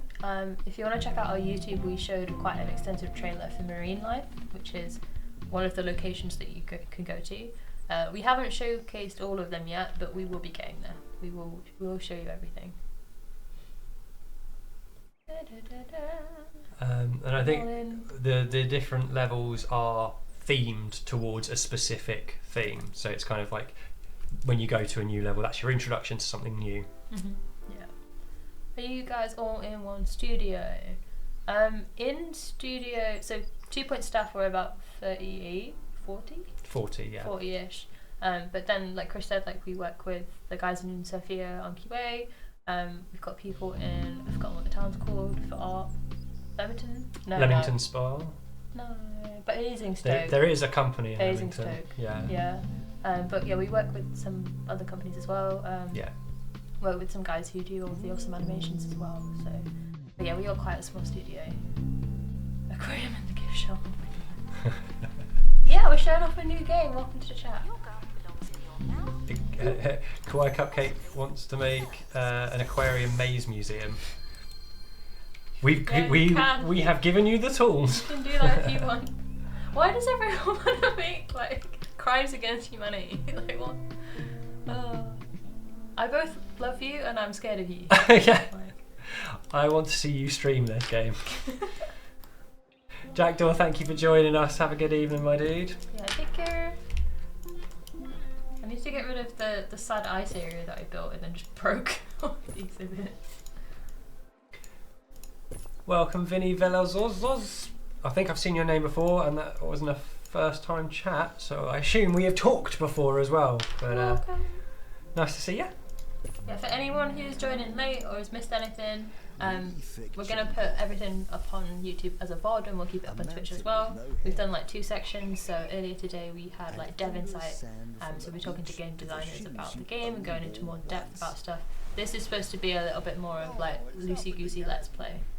Yeah. So we're trying to answer as much as we can from chat. Steph asks, what are the rating things for the exhibits? So what are the sort of 3 values that apply to them? Yeah, so you see here, because it's kind of free-form building, you're not getting a decorative rating in a room. So we've got this green circle, and then above it is a little decorative icon here. But then if I hover over it, you see we've got buzz, knowledge, and decor. We've actually achieved like most of the buzz that we can right now. We could get more by finding more pieces, so you can see that this is incomplete, it's just like a spine. But yeah, we'll get there with buzz. For knowledge, will it tell me? Current knowledge, you can see we can put info stands around it. We can also use an analysis room, which we haven't really spoken about too much, but an analysis room is a new room alongside the workshop, and I could put an exhibit in there to be analysed to get more information. When I do that, it does use up the exhibit, but if you were to get duplicates, or if you really, really wanted to get the maximum value out of each of your exhibits, you could keep exploring the same poise to get more of them, to get that analysis. So some people were asking if you could research exhibits. It's kind of like that. Could collision be toggled? We've tried our best to make them like we're kind as of best as we can. Our general rule is we allow clipping to allow the player to build the way they want to, rather than preventing clipping and making the placement more restrictive. So as far as we can, within reasonable sort of bounds, we try and not restrict your placement. So I can put stuff up quite close. There are reasons why we have bounds like this, like exhibits have interaction points and things, so we don't want to block things off completely because then it might not be able to be maintained or interacted with, but you can get quite a lot of density. I think that's what I'm saying. You can put things quite like close. So I think I can clip this to a wall if I wanted to. Screaming Pixels asks, once this stream is done, where can we re-watch it? Yeah, so we will highlight this on Twitch. So it will stay on our Twitch channel in our videos. If you prefer, next week we're going to edit them down a little bit so they don't have the big timers on them and put them up on YouTube. So. And next Ed, yes, there is a photo mode, which is accessible from the main menu. Okay. So you don't have to do any ridiculous commands or pathways, it's just pause menu, there it is. Yeah, we can zoom all the way out if I wanted to. Got another cloud going on over there, you can see. Beautiful. Big Clapped 407, are there plans for a second level or a second floor? No. Unfortunately, that is something, like, it's definitely something we toyed with the idea about. Like, we definitely think it would be cool to have multiple floors, but just with the way our games work, it would probably be more obstructive and destructive to the player experience than it would add. So yeah, for that reason, we just haven't done that. Yeah. I think for me as well, when I think about management games, I think about the nostalgia of kind of the tycoon games and the theme games where you just saw me, like, I could zoom all the way out and I could see my entire museum. And that's it, isn't it? And you can't do that on floors. And if there's something on fire on the first floor and you're on the second floor, you're going to miss it. So it kind of it helps you see things unfolding and the chaos that's going on a little bit more, and you don't have to be prompted as much to see what's happening. So I've actually, now that I've zoomed out, seen that they're struggling a little bit because I'm forcing people through. There is a lot of litter in your gift shop. Yeah, maybe because they're a little bit annoyed that you must go through the gift shop. Let's get aubergines. Resuma, is there a food area? We do have a cafe. I can't remember when you unlock it, but it exists. I think at 1 star on this level you get a little like coffee boothy thing. Yeah. So you can build, I could go build like my own little cafe using some of these tools if I wanted to. There's like a glass partition, which reminds me of like when you're in a mall and there's like a coffee shop in the middle, you could make one of those. But yeah, we do have food, it's just not unlocked yet.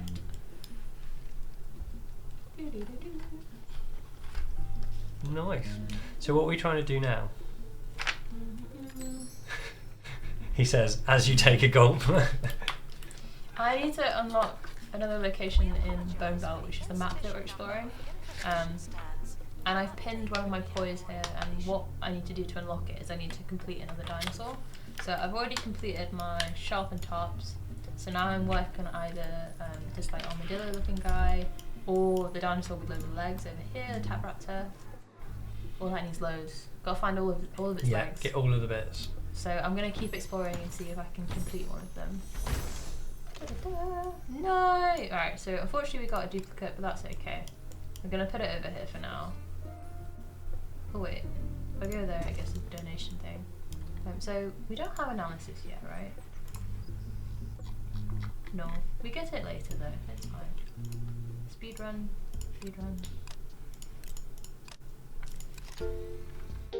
Oh, they're gonna get injured, hang on. Let's do that. There you go.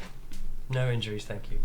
No, thank you. If you feel like your visit was a good idea, please Can you make the consider museum taking your darker? So we have That's placeable me. lights, and as you're placing it, it kind of, the lighting system updates depending on what you placed. So if you place lots of fire torches, it does make that area a little bit more ambient rather than the lighting that you're seeing now, which is like fluorescent lighting, right? My favourite is on the coastal level when you're placing the aquariums. Oh yeah. They naturally darken the museum, so it feels very much like a real life aquarium. And they have really nice internal lighting on those, which spills out into those darkened areas, so it just gives it a great It's like ambience. a nice blue hue to everything. It's very relaxing. There are lighting options for each of the themes. So I've mentioned prehistory has the fire torches, but you do get other lights as you progress as well. I don't have enough donations down there. Oopsie. I also need more info, right? Do you unlock more stuff to equip the expeditions with? So yes. The cargo items that we've been using at the moment are like the base default ones, but there will be specific cargo items for specific areas, and yeah, you'll unlock more stuff to help you out with some of the dilemmas. Make them yourself in the workshop as well. That's right, you can craft them. Can we play aquariums right now? Not right now. We're gonna play until the trains get a bit yikes because I have to get the train home. But we will be streaming later on in September. We're playing till train yikes o'clock. Yeah, if anyone's been to the south of England, you know that the trains have a life of their own. So yeah, we will be playing for like maybe another hour or so. If you need to leave, you can. By the way, I've kind of roped you in as the expert. Well, I get to sit here and wear this. I don't get to wear this outside, so. Yeah, for anyone who is a regular to the streams, you'll remember back in February when we all wore frogs. And I didn't realise that I took 2 trains and a bus home wearing a frog sellotaped to my front. And like the ticket conductor looked me up and down and then didn't check my ticket. And I was like, that's a strange interaction, and then I realised why. This person is not worth asking. This is a dangerous frog person. Maybe they just thought I was like a preschool teacher or something, and they're like, they've had a long day, I'll leave them. They've got a frog taped to them, they don't need my harassment. Oh, a kid's on the foot, what are you doing? Oh my goodness. Yeah, so as you can see, this kid's having a little mischief. Climbing and everything. Look at him. And troublemaker. People are touching stuff, we call it like grubbiness, but you see that someone was maintaining it whilst the kid was climbing on it. But experts become grubby over time, and you know, kids climbing stuff is not going to help things. Always prioritise the exhibits. There's loads more where you came from. You purposely go to the office early to finish. Yeah, no, that is a good shout. You could always wait until after the yikes time. Can you stop kids climbing on the exhibits? Is it tied into entertainment or not? I can't remember. Yes and no. Yeah. So there's no like 100% hard and fast way of doing it, with the exception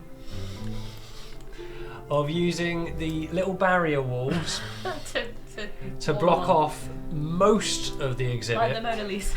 But you do have to leave the bit with the placard where the expert maintains it. You do have to leave that open so that they can maintain the exhibit. Sorry, people are leaving without going through the gift shop. What is this? Do we have fences yet? Oh my god, right, let's buy a fence. Where's your other gift shop? Oh, my gift shop's by this exit. Ah, but I so you got forgot about this multiple exit. exits, that was the Right. problem.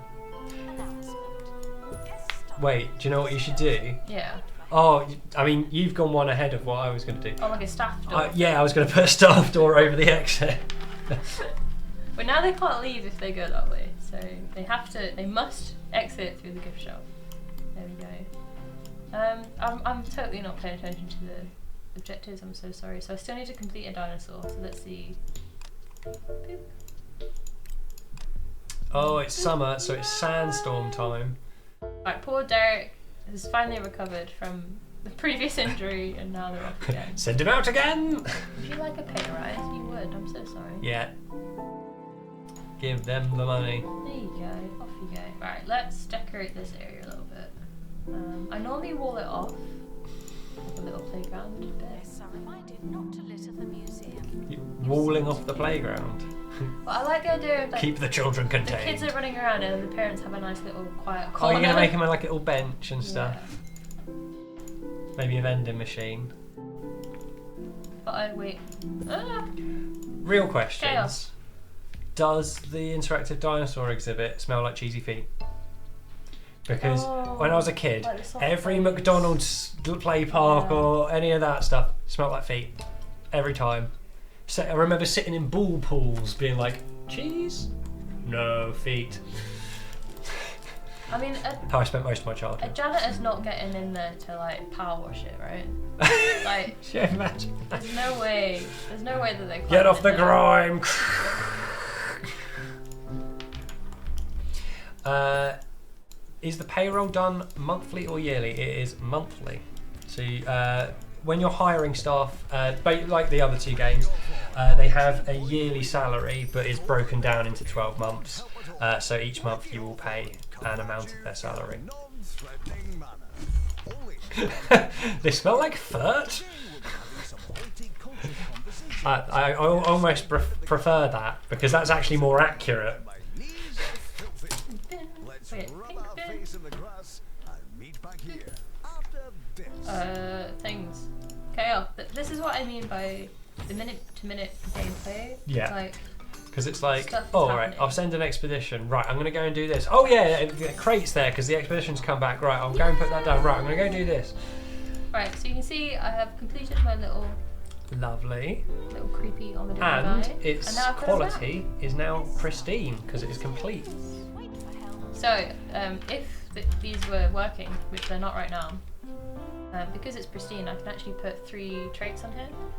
So these are like equipable stuff. So I think some of the ones I've seen is like addition to entertainment. I saw one that helped it stay maintained for longer. Yeah. Things like that. So there's one with the botany exhibits, which gives them better soil, so they don't need the watering soil. as often. It helps them stay alive for longer. I wonder if I could make a little waiting area for blues. Another question, did you watch Night at the Museum for inspiration? So we took inspiration from a lot of different places, but obviously that kind of fun element of things coming alive, that was definitely a big inspiration. So not directly, but like the themes and the ideas of it were definitely a big part of our inspiration. The vibe. Yeah, the vibe.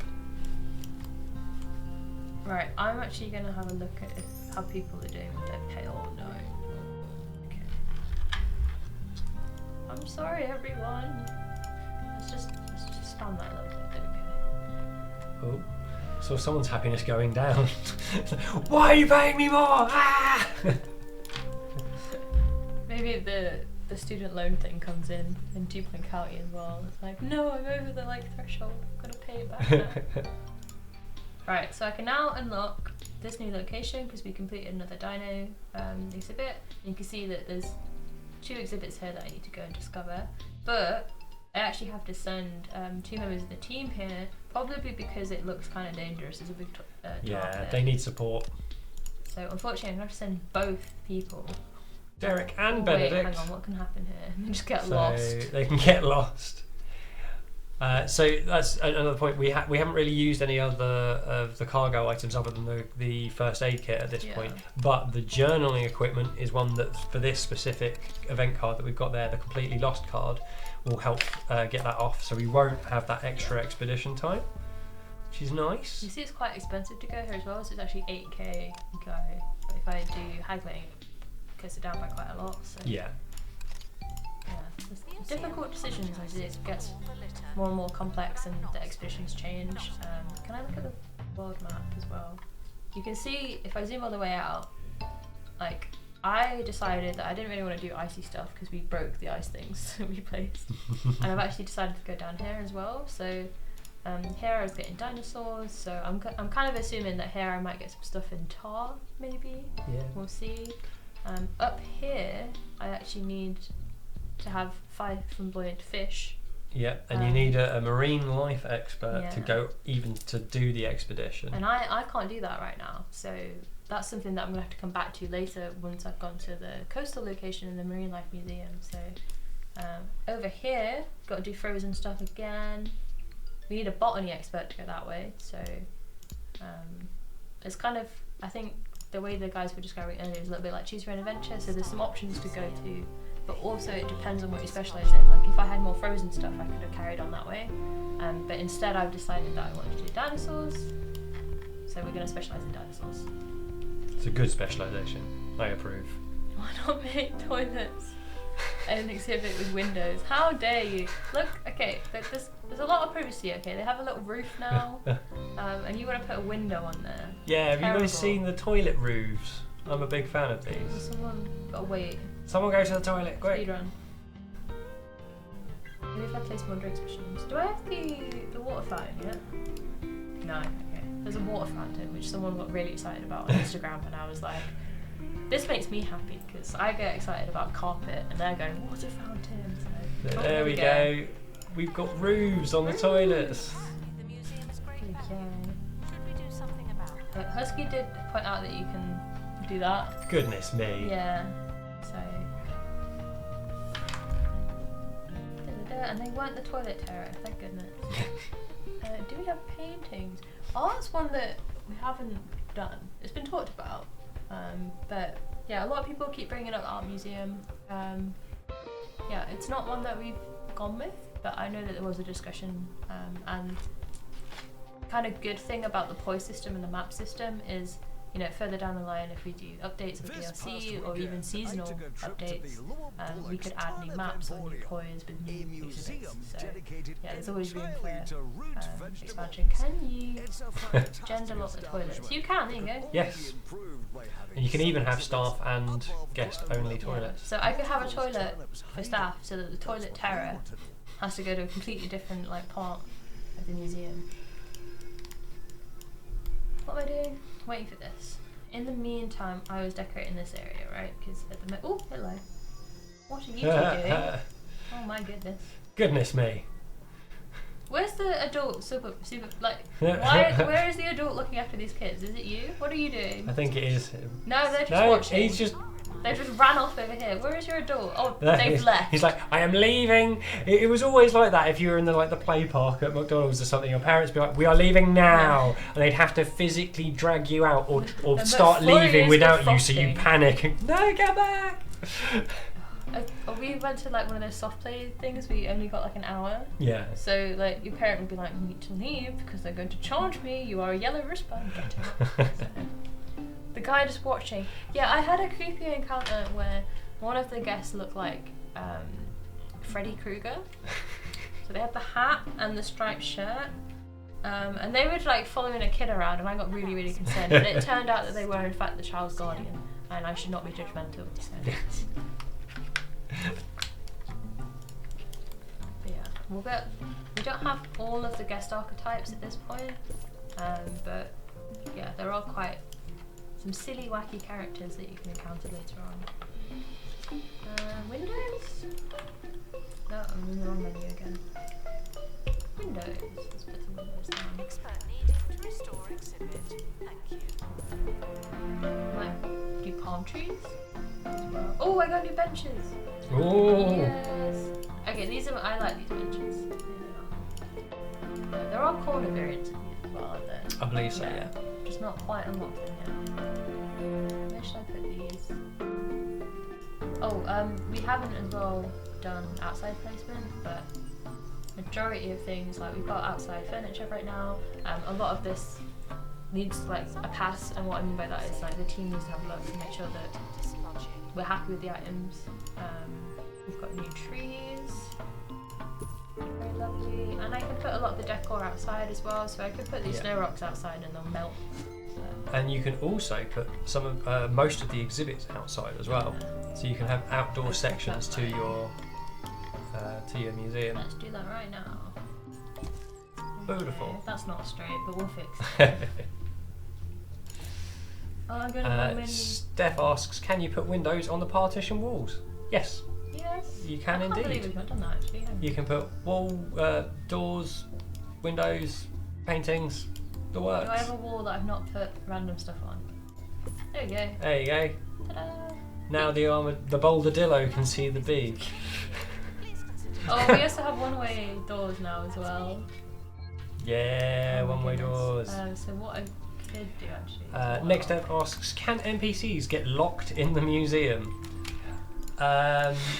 So, I mean, you can do your best to make mazes and trap them, but the museum never closes. It is always open for business.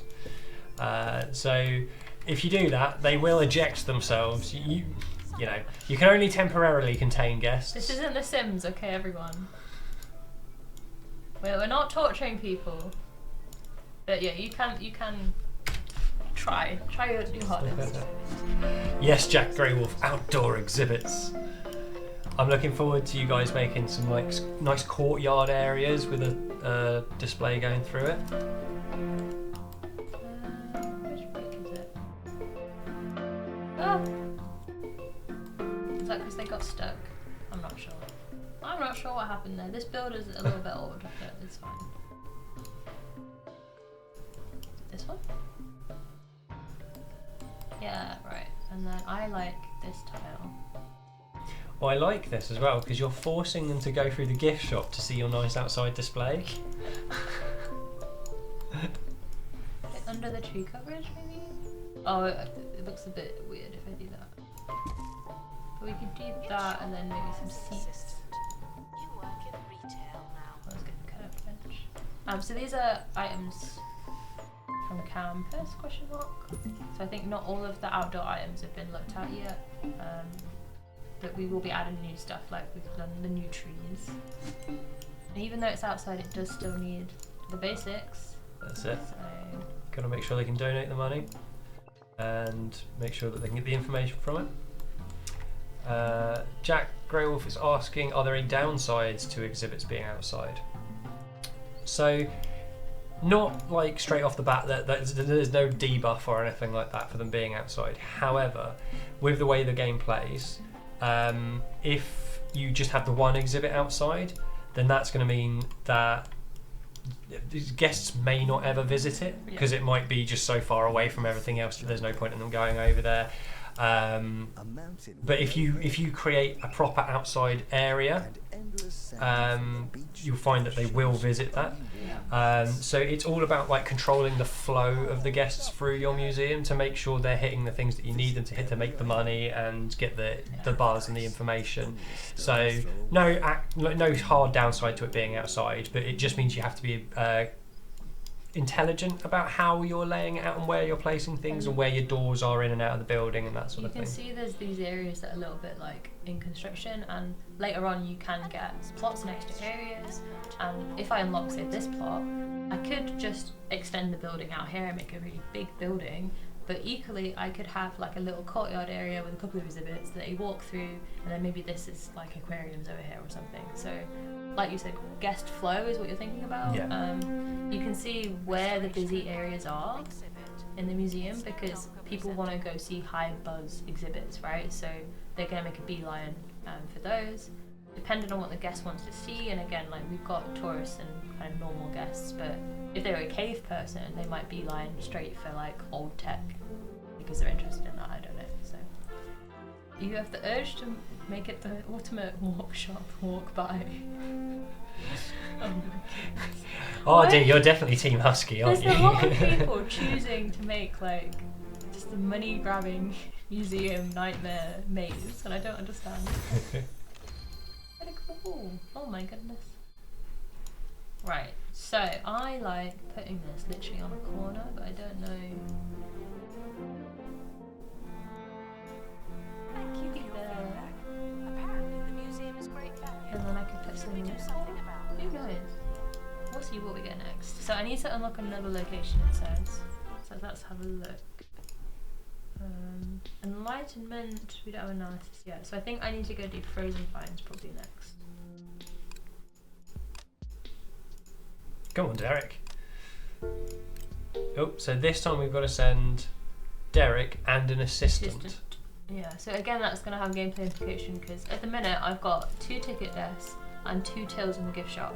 So something's not being worked because they're off. They're going on an adventure. So a cave painting corner is way better than a cave painting yourself into a corner. Yeah, you just lock someone behind it over there. Announcement. What else do I need to do? I need to do those furnaces of fossils, so let's go check those. Donation stands. Kawaii Cupcakes, a quote out of context. Toilets will be forbidden. Oh, so this helix fossil needs to be near the fossil exhibit, so it's actually too far away. I wonder if I could get it here. Prehistoric exhibit. Thank you. Are you close enough? Yeah. I might put it a little bit closer, like there. So this is what we were talking about earlier about having to choose carefully where you're placing things to maximise those buzz bonuses. No, I want the big fern. Back.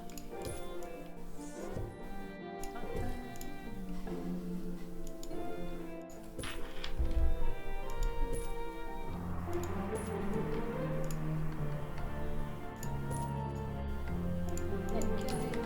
Beautiful. Fantastic. The new toilets. New schemes on ways of forcing people through gift shops by placing the toilets after the gift shop.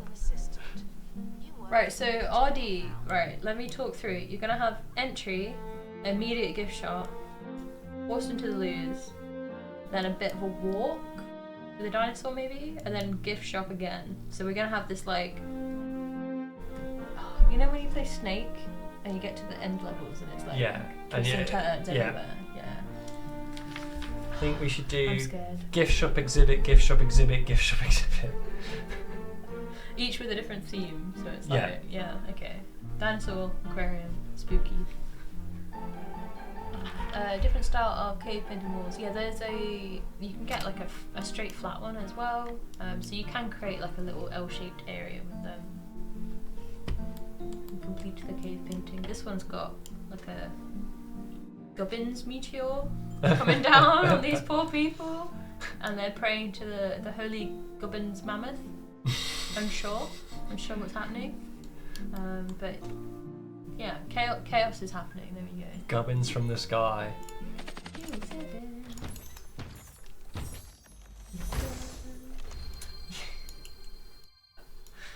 Oh, right. I suppose.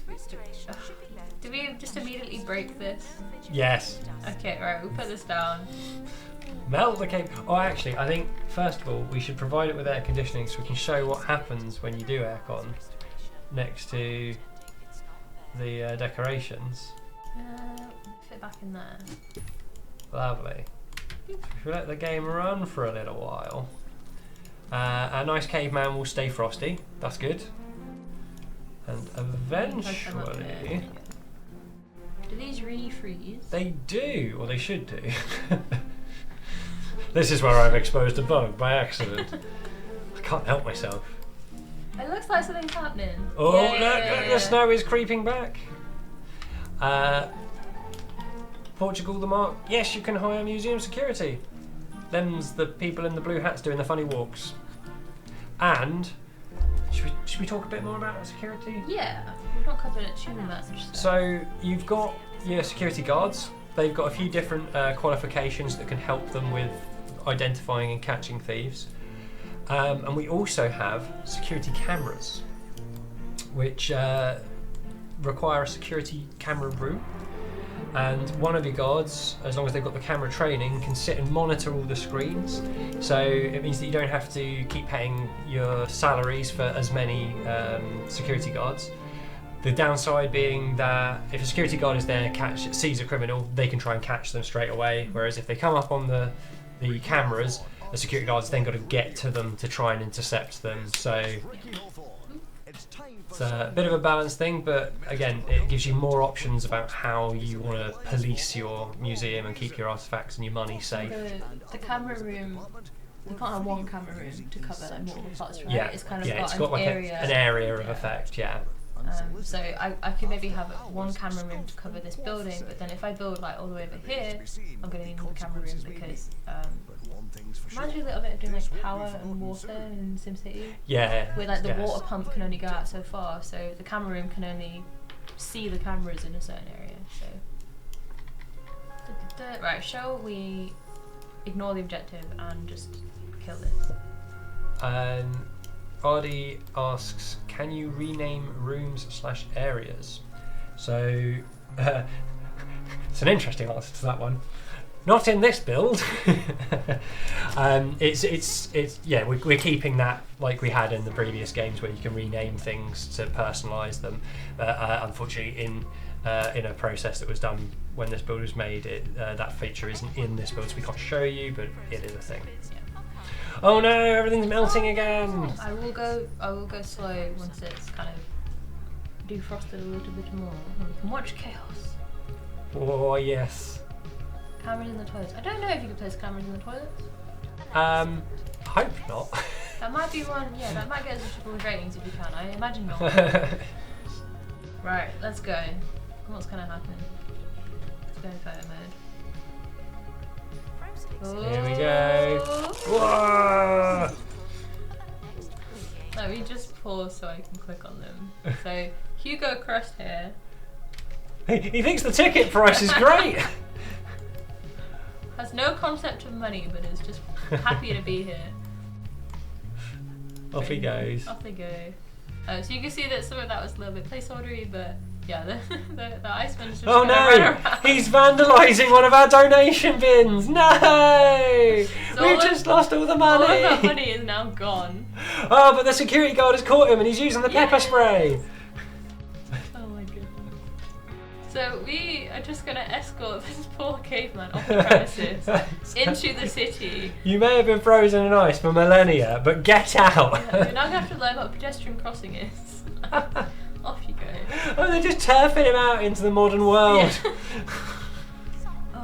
So yeah, off they trot. They'll be escorted out by security, who do a very, very good job of making sure that they leave. But if we didn't have security on hand, then they might have just ran around causing a little bit more chaos. But yeah, off they go. Surely they shouldn't be that you get run over. I hope not. Like, what is he gonna try and get on a subway? Maybe train? he's gonna go into the subway because it's a bit like a cave. It's familiar, right? Yeah, but then what happens when the train? And the guard looks like he's laughing. Oh, silly caveman! Saw something cool watching a caveman after like escorting them off the premises. But actually, no. he just needs the toilet. Okay, hang on. Let's go see what happens when Edmund, the toilet terror, uses the loo. So there you go, Edmund. No, he refuses. That's why he's a toilet We're terror. going to staff for it. Maybe is he hungry? Oh, okay. They're not happy at all. Oh, the poor intern. How much are they being paid currently? Edmund, go use the toilet. Come on. Yeah, Edmund really needs the loo. So. But now he's queuing up for drinks. He needs everything really, like. I would argue that he needs the toilet more More than he needs than- more water. Yeah. Someone is stuck in the museum. They may need dislodging. I hate this train. It's a good question, Jack Greywolf. Do the one-way doors have an animation if someone tries to go the wrong way, or does the AI just not move towards the door? Yeah, so they just know that they can't go that way, so they will just avoid that path. Shall I place one? Indeed, you can ask about training courses and training rooms. What do you wish to know?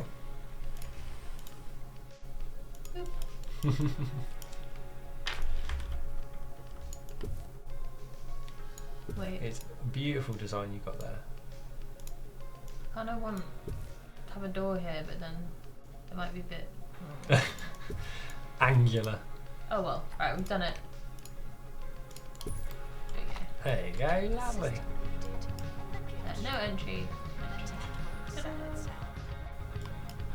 That's it. So now they can. We've got a one-way system in place.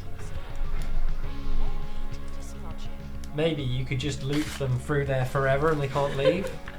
No, but we do want them to go in the gift shop eventually. Oh wait, are they just going to leave this way now? Oh no! Oh, I shouldn't have done Because that. they can't get back out to the gift shop. Yeah. We'll monitor it. So far, we're getting quite a lot of patrons in the gift shop, so I think it's doing its job. But okay, we do actually need to do an objective. Enlightenment. Oh, more. Okay. Might be able to do that one. We'll go back here for now. Oh, it's blizzard season. Oh dear. We'll do that. for a little Right, more on my that's what I was doing. I was photos looking selector. at the fossils to make sure that they Suggest all that have yeah, plant buzz life bonuses. is just three Buzz. times more interesting than the animal kingdom. Take that, pandas. Botany is delicious. They don't count as fossils, It's do they, beautiful. actually? So It's I need to terrifying. find more And it's fossils of better quality. terribly funny. We have so much to learn from plants. Mark, you weren't expecting the follow-up. We always follow up. Do you have rooms with machines or small office spaces for teaching, more like in a hospital? Cool. So, as Abby was saying earlier, we went with a halfway house for training between what we had in campus and what we had in hospital. So you don't have to have one giant machine per person that you want to train, but you do have to have a desk per person. So very similar actually to hospital, where you have the training and you could put a number of people in equal to the number of seats that you had in the room. But rather than having one like lecture going on and sending anyone you wanted to that one theme kind of thing, you can set up multiple different styles of training. So you could train a janitor, an expert and an assistant all in completely different qualifications at the same time, as long as you have enough desks for them to use. So you'll see there I queued up an expert to come in and get survival training, and I also queued up a janitor to come in and get level 2 in maintenance. Another change from campus as well is, instead of you being able to give them maintenance and then upgrade that slot, getting level 2 in maintenance actually takes up an additional slot here. So you have to think a little bit more, I'd say, about what you're training them in. You can't just put everyone in to just keep upgrading, because you know, I might not have enough money to have 5 janitors who each do 5 different things, so I might have a jack of all trades, but then I might also want a highly specialised janitor. And they get more slots as they level up, so you can see we've got XP here and we've got a rating here as well. So they're going to sit down with a gigantic book that they've just taken out on loan. Not as many as we could. Halvor, thank you for your first time chat. Welcome to the stream. Yes, it will eventually be uploaded to YouTube, but it will be on Twitch as a rewatch before that. But if you want to watch the edited version, then that will be on YouTube. Yeah, I'll try and get it out next week, but it'll depend on how long it takes me to edit. So I am going to sell this poor where the frozen Iceman was. Get rid of that empty base. I'll put the beehive in here. Get a cooler. There we go.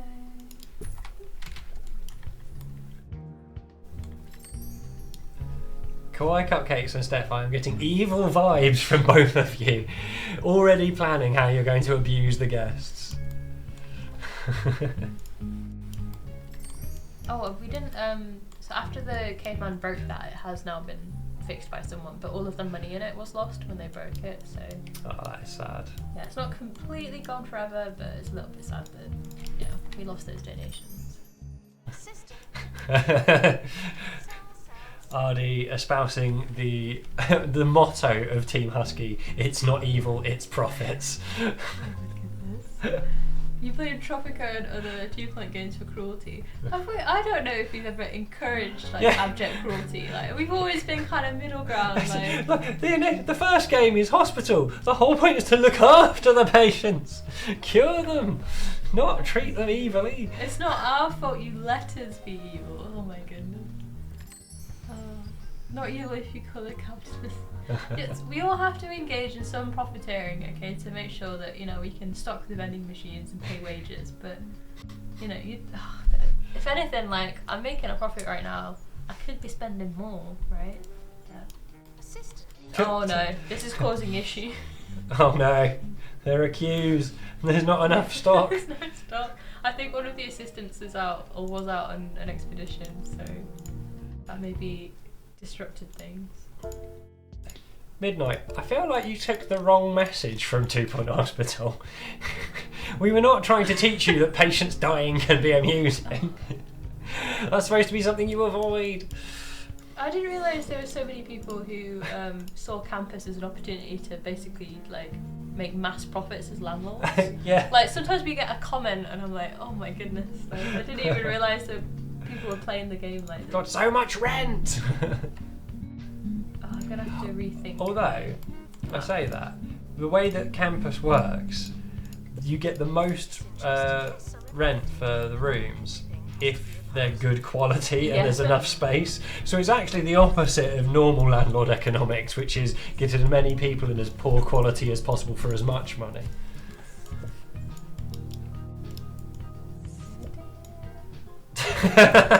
RD's game loop for 2 Point Hospital. Treat patients well, heal them, empty their wallets, buy gold toilets. Repeat. Let's get some more stuff in here. Okay. Steph treating 2 Point Hospital as Ghostbusters. It is not about the ghosts, it's about the live patients. But also the ghosts are pretty cool. They are pretty cool.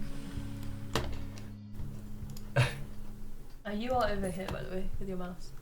I am over here. Whoa, Don't give me anything to control. I will break it. If it's technology, it will malfunction around me. Plushies!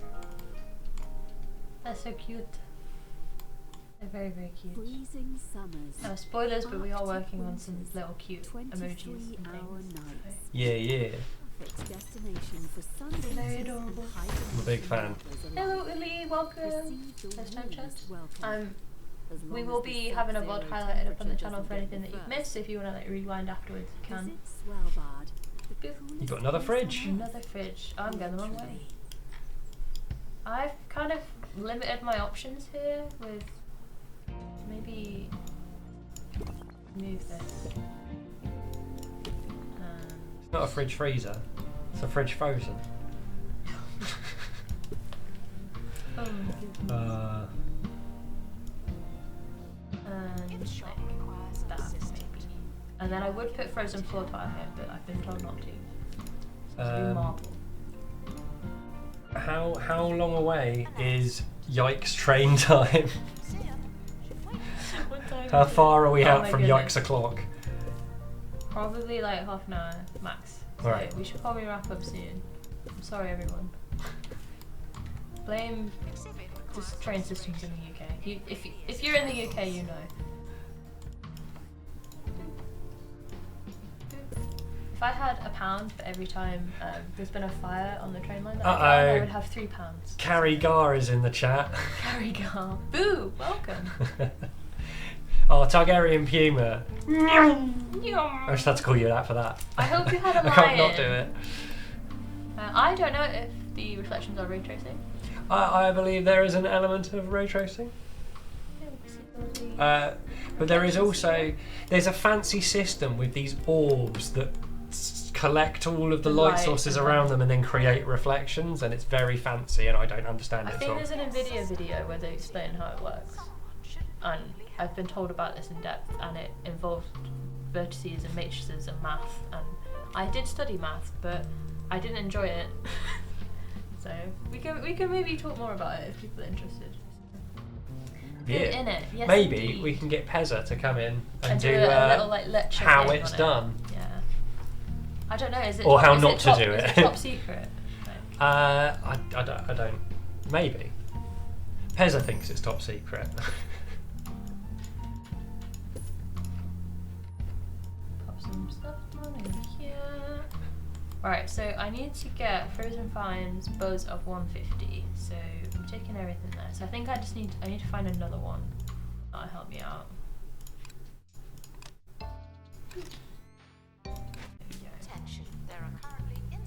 Right, the gift shop is like still at high demand, and I've just sent an assistant out on an expedition, which isn't great, but unfortunately they're gonna have to deal with it. For now. It stopped. People are buying stuff.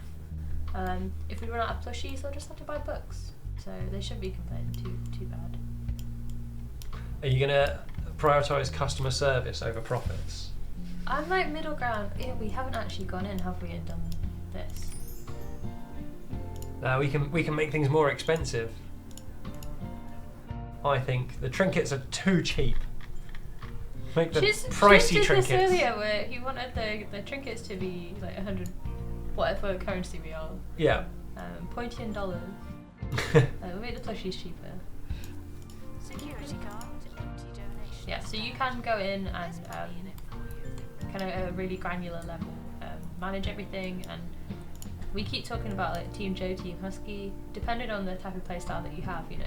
For pay rises, I could hit this button and see the happiness go up and say job's done, or if I really wanted to, I could go in and individually give pay rises. So depending on what type of player you are, you have that level of control to decide how you want to play, and as long as you're having fun and you know, you're not going into massive amount of debt and things, and you're keeping an eye on your exhibits, yeah, you can play how you'd like to. So if you really do want to make a gift shop exhibit, gift shop maze of nightmares, go ahead, you can do it.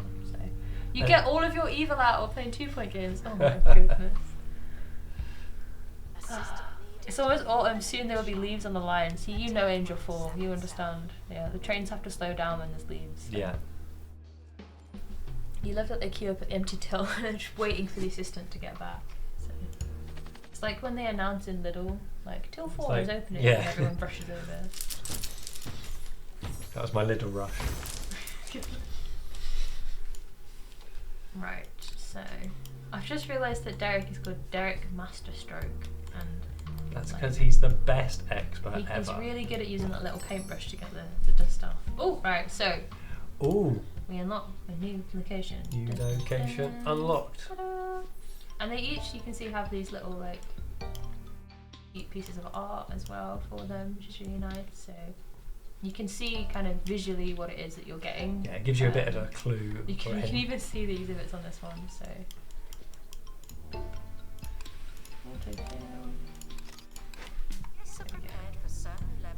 Now 5 people use an interactive display. I can build another one, right? As well.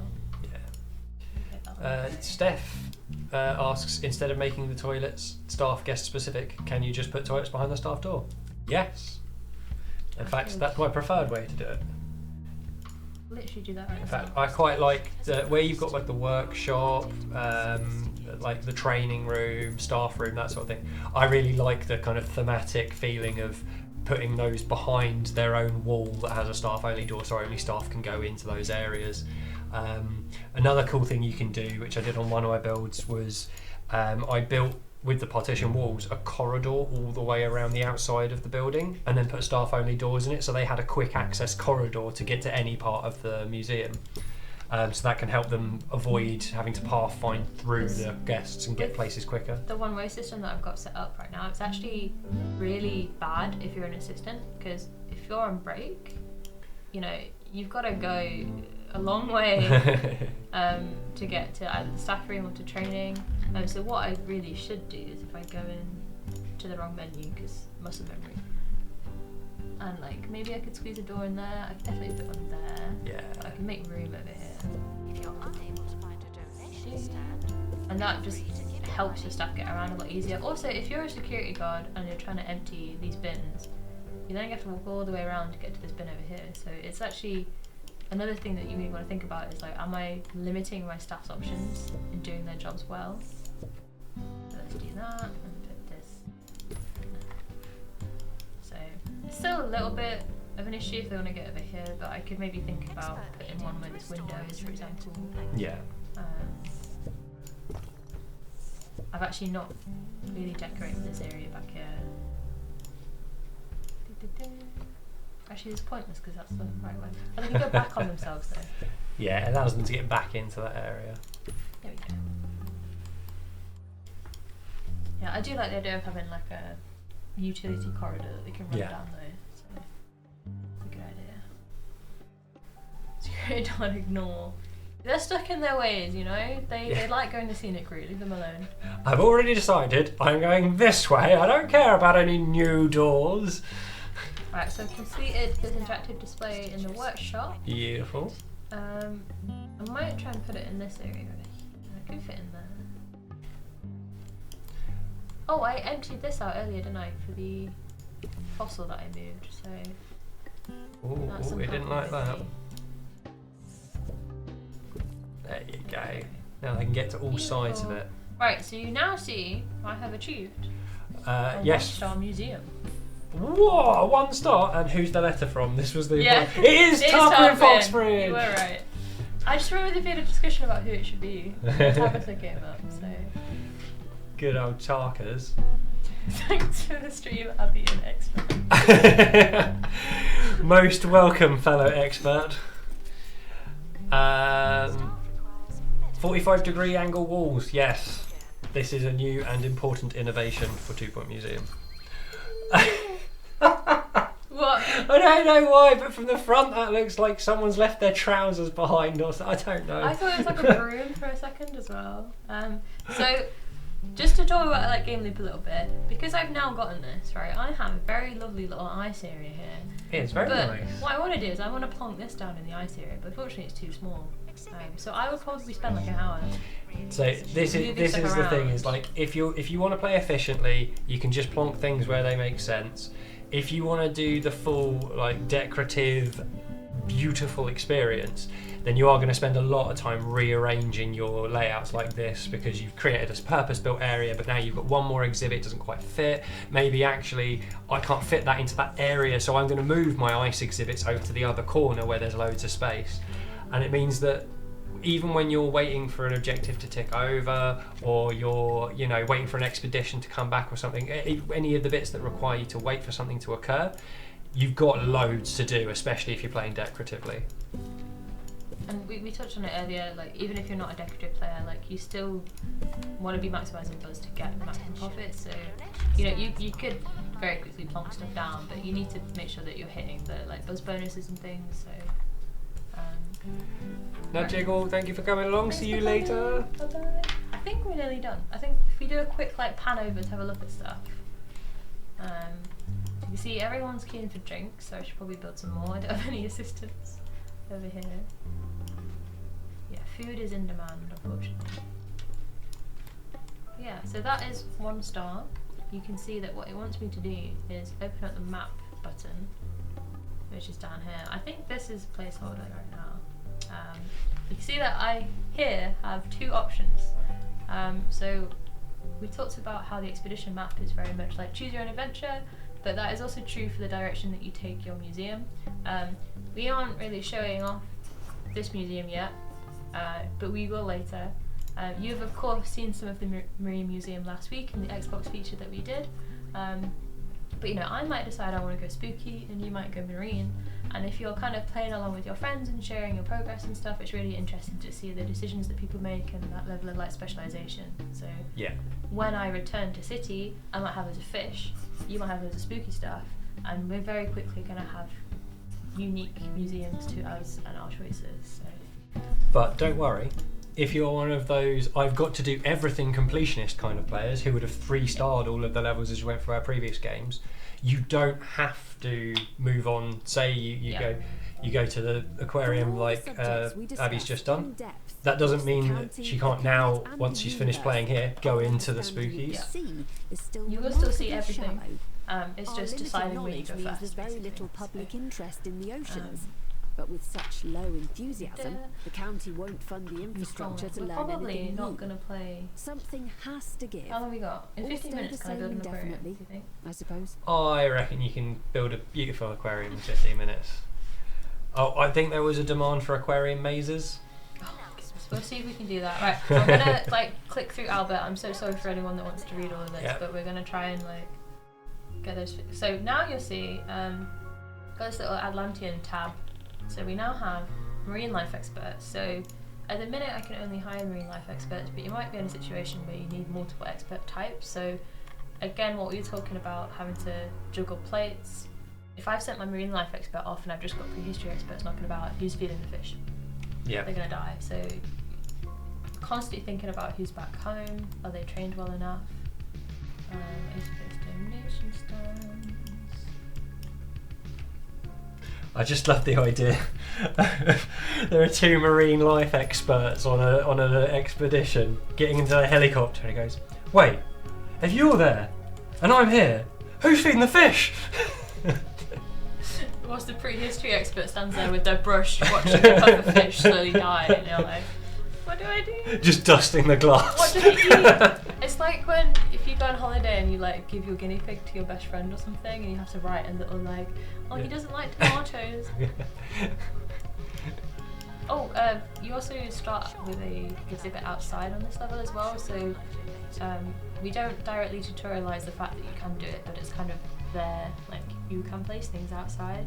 And for all the people asking for feet earlier, there are 2 more feet here on this statue. One thing that annoys me is more feet. Is that what this people is want wonky. these days? Yeah, there was someone in a Twitch chat last week who was going, "Why is there no left foot?" And I was like, "There is a left foot, you just don't have it yet." This is wonky, and I always like want to fix it. Ardy, thank you for coming along. Thanks for coming. Good to see you. Steph asks, are there any multiplayer aspects to the game? No, we spoke about like ways that in which we would do it, right? Yeah. But it's kind of like campus again, where Yeah, it's basically leaderboards. yeah, you see what your friends are doing. You know, there's always potential for quality of life Why haven't you updates gone and home? bits. Would you like But, oh, look who's back, guys! It's me! It's another expert. It's me! I'm just coming into basics here. You're venturing into dangerous territory now because we didn't really test this part of this build. Danger! Oh. So, Danger! It's yeah. alright, I'm here to do live You're testing. gonna do live I'll testing. find all the bugs, The guys. plan is to build an aquarium and then go home. Nice. Yeah, we're going to aquarium maze and leave. Query maze. Yeah, the chat are, well, specifically Steph and Kawaii Cupcakes, are evil, and they wish us to build a maze out of aquariums so that the guests still donate money but die of hunger. Oh my gosh! No, right? What happened to you, chat? We went away for what, a month, and this is what you do? Amazing. Amazing. Gone feral. Poor thing. Right, okay. I don't even know how I'm going to block the entrance. But how? Yeah. What? Can you not remove that entrance over there, or is that the point? They're going to come in that way. They come in here, they go this way and then this way, and then like this. And then maybe if we build another aquarium here, that could be the other part of the maze that goes in. Bratty Girly, thanks for your first time chat. Hashtag Thank you blame. for coming Why along. are you blaming me? Ah, blame Jizzle! Right, sorry, we've been requested that we build a maze and then we must stop. Angel Fool says they were always like this. Yeah. It's a fair point, I guess. believe it. Yeah. Oh, Steph says no, they can have food. It was no toilets while around the aquariums. Oh, okay. Which is almost more evil. Yeah.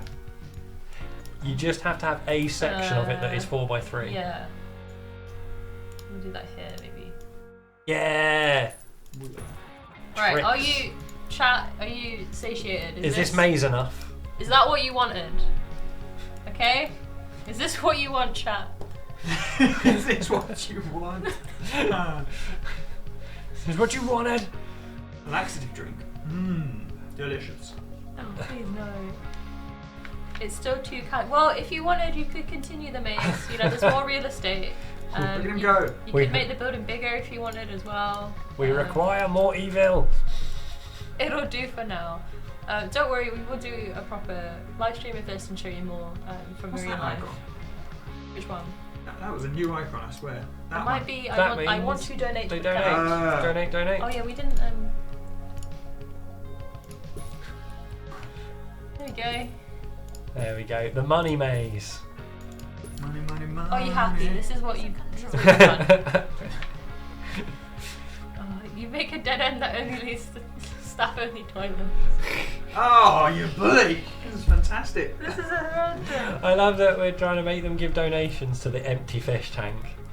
Come see all the water we have. They see the potential, you know. First time chat. I wonder if I use a different. Oh, welcome. Hello. I'm sorry that you tuned in at the moment that we're choosing chaos. But chat wanted us to make maze aquariums. You can indeed do that. But if you'd like to capture the VOD, we actually covered the first act of the game, and we went into a lot more depth, and we also built something quite nice rather than I was watching some Yeah. of your this. bits here and there. I was like, oh, he is very good at building. And we can go back if we want. There you go. High quality build. I'll try it. Quality I'll try builder. Much better than what I do. Yeah. Yeah. Because I'll be like, I just go into testing mode. Like, it's horrible. But now we said I had to build early. I was like, woo! What do you mean? Oh, look at that. There we go. Rainbow benches and everything.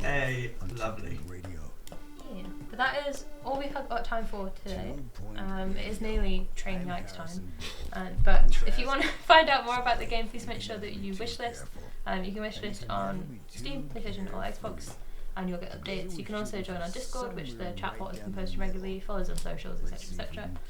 But we will leave the VOD up and we'll highlight it, and then next week we'll have the edited version where we cut down like the timers and stuff like that, so you can watch it in your own time and really like zoom in on details and things, because I know a lot of people like to do that. But thanks for watching. Thank you for joining us. Thank you for joining me. Thanks for having me. Thanks for having me again. Yeah. And yeah, we'll see you soon. Thanks everyone. Bye, chat. Love your faces. Love your faces. Bye. You're in charge of buttons. Oh, did you do it?